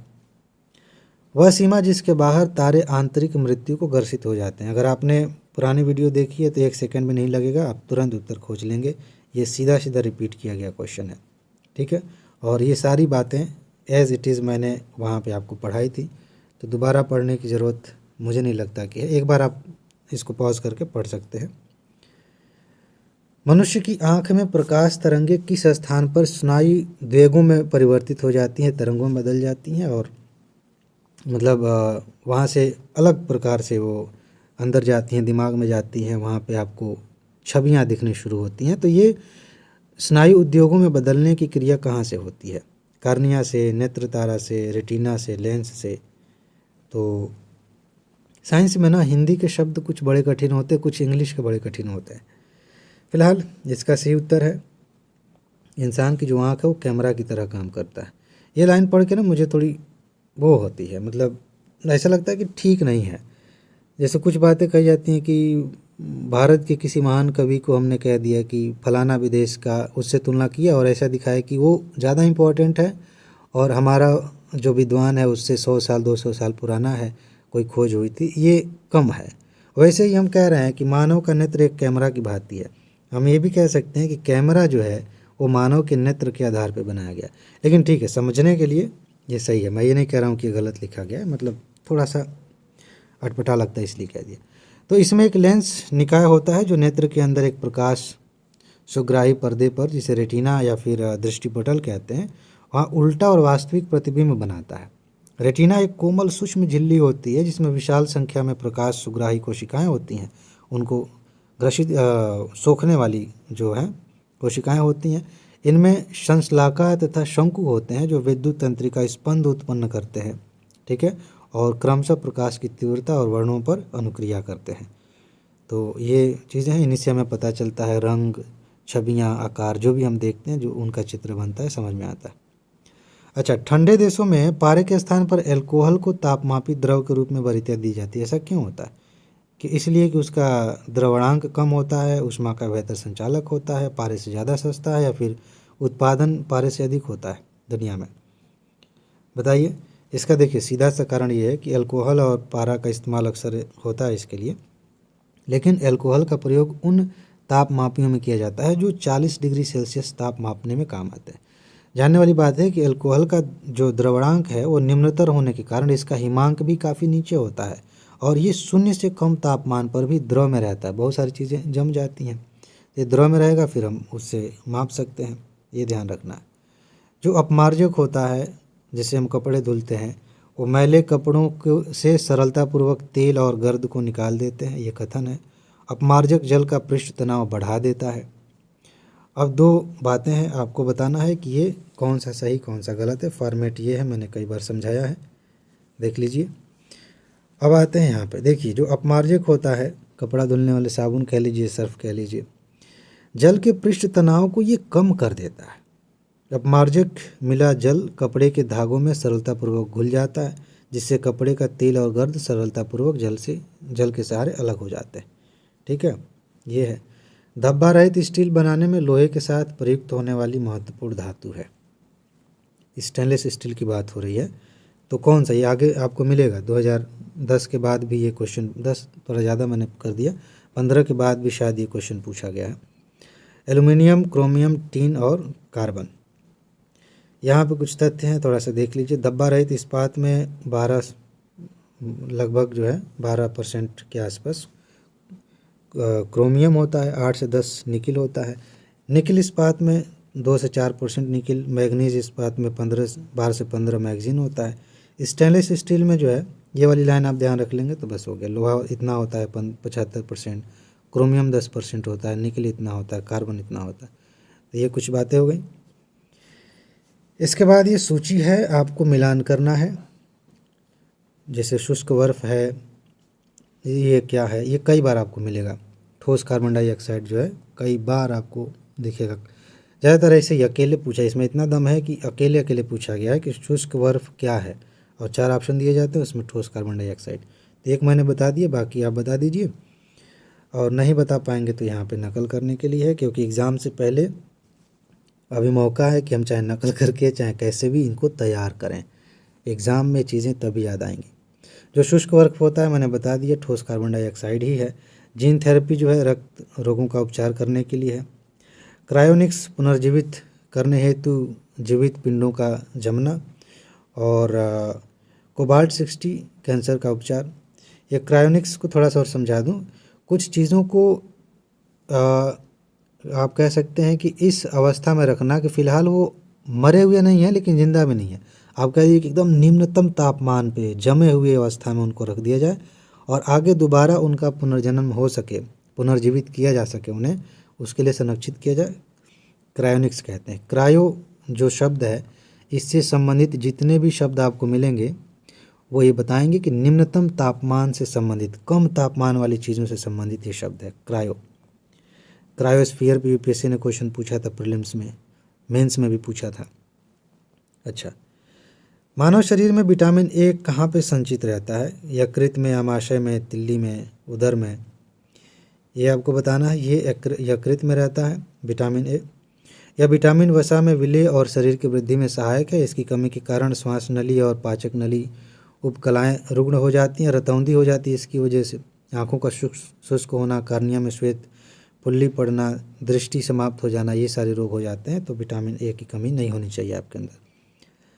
ये मिला लीजिए ज़रा, लैक्टिक अम्ल, नींबू, एसिटिक अम्ल, ये सारा आप मिलाइए, लेकिन यहाँ पर मैंने कूट नहीं दिया है, इसी की बात मैंने शुरू में की थी।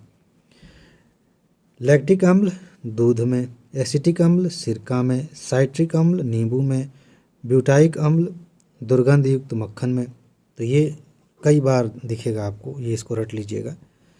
यहाँ देखिए सुमेल करने के लिए हार्मोन, एंजाइम और फास्फोलिपिड बहुलक कौन किसके साथ आप मिलाएंगे ये आपको देखना है। यहाँ पे मैंने दिया हुआ है, 3 ही दिया मेरे ख्याल से, डी गायब है, मैंने देखा नहीं है डी भी है, एक में कहीं शायद 3 था, या आने वाली वीडियो में होगा। अभी देखिए टेस्टोस्टेरोन और एंड्रोस्टेरोन पुरुष यौन हार्मोन का निर्माण अंडग्रंथियों में होता है, ठीक है। और एस्ट्रोजन और प्रोजेस्टेरॉन, ये आगे पूछा गया कई बार, स्त्री यौन हार्मोन का निर्माण डिंबाशयों में होता है। तो ये दोनों का अंतर और ये दोनों तथ्य आपको पता होना चाहिए। एंजाइम लाइपेज है, वसा को पचाता है, ट्रिप्सिन प्रोटीन को पचाता है, बाकी ये भी ऑप्शन में था। फास्फोलिपिड, ये इसको आप मिला सकते हैं लेसिथीन से, और बहुलक पॉलीथीन, ठीक है। इसके बाद सर्वदाता व्यक्ति कौन है जिसका रुधिर वर्ग होता है ए बी बी ओ, ठीक है, 4 वर्ग होते हैं ब्लड ग्रुप के। तो कौन व्यक्ति सर्वदाता है? रक्त समूह की खोज लैंडस्टीनर ने की थी 1900 में, और इसके लिए उन्हें 1930 में नोबेल पुरस्कार दिया गया था। तो ये कुछ बातें हैं, उन्होंने बताया था कि 4 रुधिर वर्ग होते हैं, ए बी, मतलब यहाँ से करें तो ओ ए सॉरी इसकी ज़रूरत है नहीं, लेकिन गड़बड़ पढ़ रहा हूँ तो पढ़ना पड़ रहा है। एक है ओ, उसके बाद ए, फिर बी और फिर ए बी। ओ रक्त समूह को सर्वदाता कहा जाता है, और ए बी रक्त को जो है, जिसके शरीर में ए बी ग्रुप का ब्लड है, वो सर्वग्राही होगा, उसे कोई भी व्यक्ति खून दे सकता है अपना, ठीक है। तो ये है, क्योंकि इनमें एंटीबॉडी नहीं होते ए बी वाले में। विटामिन डी के सृजन में कौन पाया जाता है, इनमें से बताइए। रेटिनॉल, फोलिक अम्ल, एस्कॉर्बिक अम्ल और कैल्सीफेरॉल। महत्वपूर्ण है, इसका उत्तर है डी। विटामिन डी के सृजन में कैल्सीफेरॉन का योगदान है। कैल्सीफेरॉल यह वसा में घुलनशील और रिकेट्स रोधी विटामिन है। इसकी कमी से रिकेट्स रोग हो जाता है। इस रोग में अस्थियां कोमल और टेढ़ी हो जाती हैं। बच्चों के दांत विलंब से उगते हैं, तो ये ध्यान रखिए। ये बबल बेबी रोग क्यों होता है? इसलिए कहलाता है क्योंकि, इसको क्यों कहते हैं बबल बेबी रोग? क्योंकि यह पानी के बुलबुले के कारण होता है।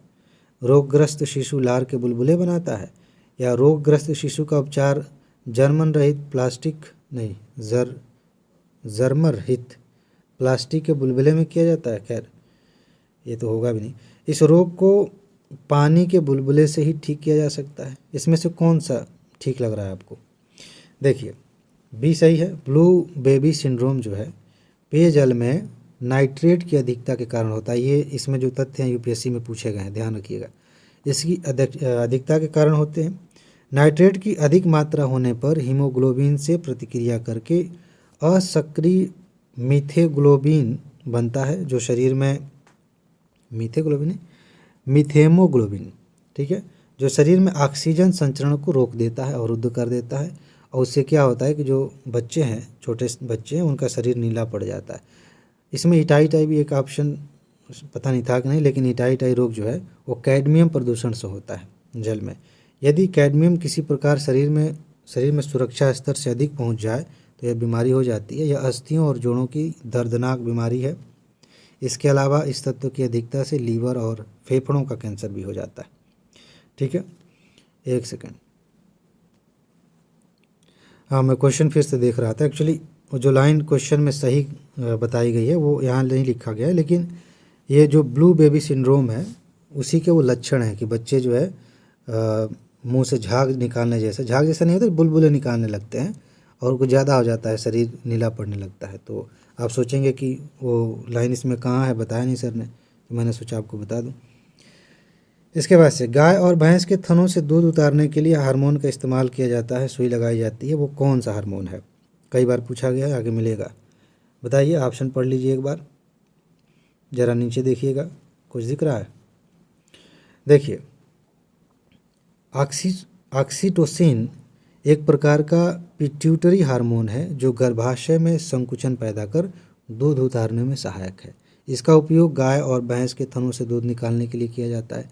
इंसुलिन एक प्रकार का हार्मोन है जो मनुष्य के अग्नाशय ग्रंथि के लैंगरहैंस की दीपिका से निकलता है। तो ये चीज़ ध्यान रखिए, ऑक्सीटोसिन यहाँ इंसुलिन ये है। इसकी कमी के कारण मधुमेह रोग होता है, आपको पता है। और सोमैटोट्रोपिन यह वृद्धि हार्मोन है जो पीयूष ग्रंथि से स्रावित होता है। तो ये 3 बातें आपको ध्यान रखनी है। अच्छा, मच्छर के काटने से कौन सा रोग नहीं होता? प्लेग, मलेरिया, पित्त ज्वार और डेंगू, इनमें से कौन सा मच्छर के काटने से नहीं होता? इस तरह के क्वेश्चंस पूछे जाते हैं। प्लेग जो है ये छुआछूत की बीमारी है जो बैक्टीरिया से फैलती है। इसका संक्रमण चूहों और गिलहरी आदि पर पाए जाने वाले पिस्सुओं से होता है, क्योंकि पिस्सुओं के शरीर में प्लेग का बैक्टीरिया होता है। और जेनोप्सिला केओपिस प्लेग का सबसे भयानक जो है पिस्सू है, क्योंकि यह आसानी से चूहे से मानव तक पहुंच जाता है। इस बीमारी में रोगी को बहुत तेज़ बुखार आता है और शरीर पर गिल्टियाँ निकल आती हैं, जबकि मलेरिया, डेंगू और पित्त ज्वार ये सब मच्छर से होते हैं। तो इस वीडियो में आज के लेक्चर में इतना ही है। PDF नोट चाहिए तो आपको नंबर दिया गया, इसी वीडियो के कमेंट में डिस्क्रिप्शन में लिंक दिया गया, जाकर देख लीजिए, जल्दी से नोट ले लीजिए। समय कम बचा है, जितनी बार आप तैयारी उसको रिवाइज़ करेंगे उतनी तैयारी आपकी अच्छी होगी। तो आज बस इतना ही है। अपना ख्याल रखिए, खुश रहिए, मस्त रहिए, मुस्कुराते रहिए, जल्दी से सफल होइए और ज़िंदगी को एंजॉय कीजिए। आगे मिलते हैं। नमस्कार।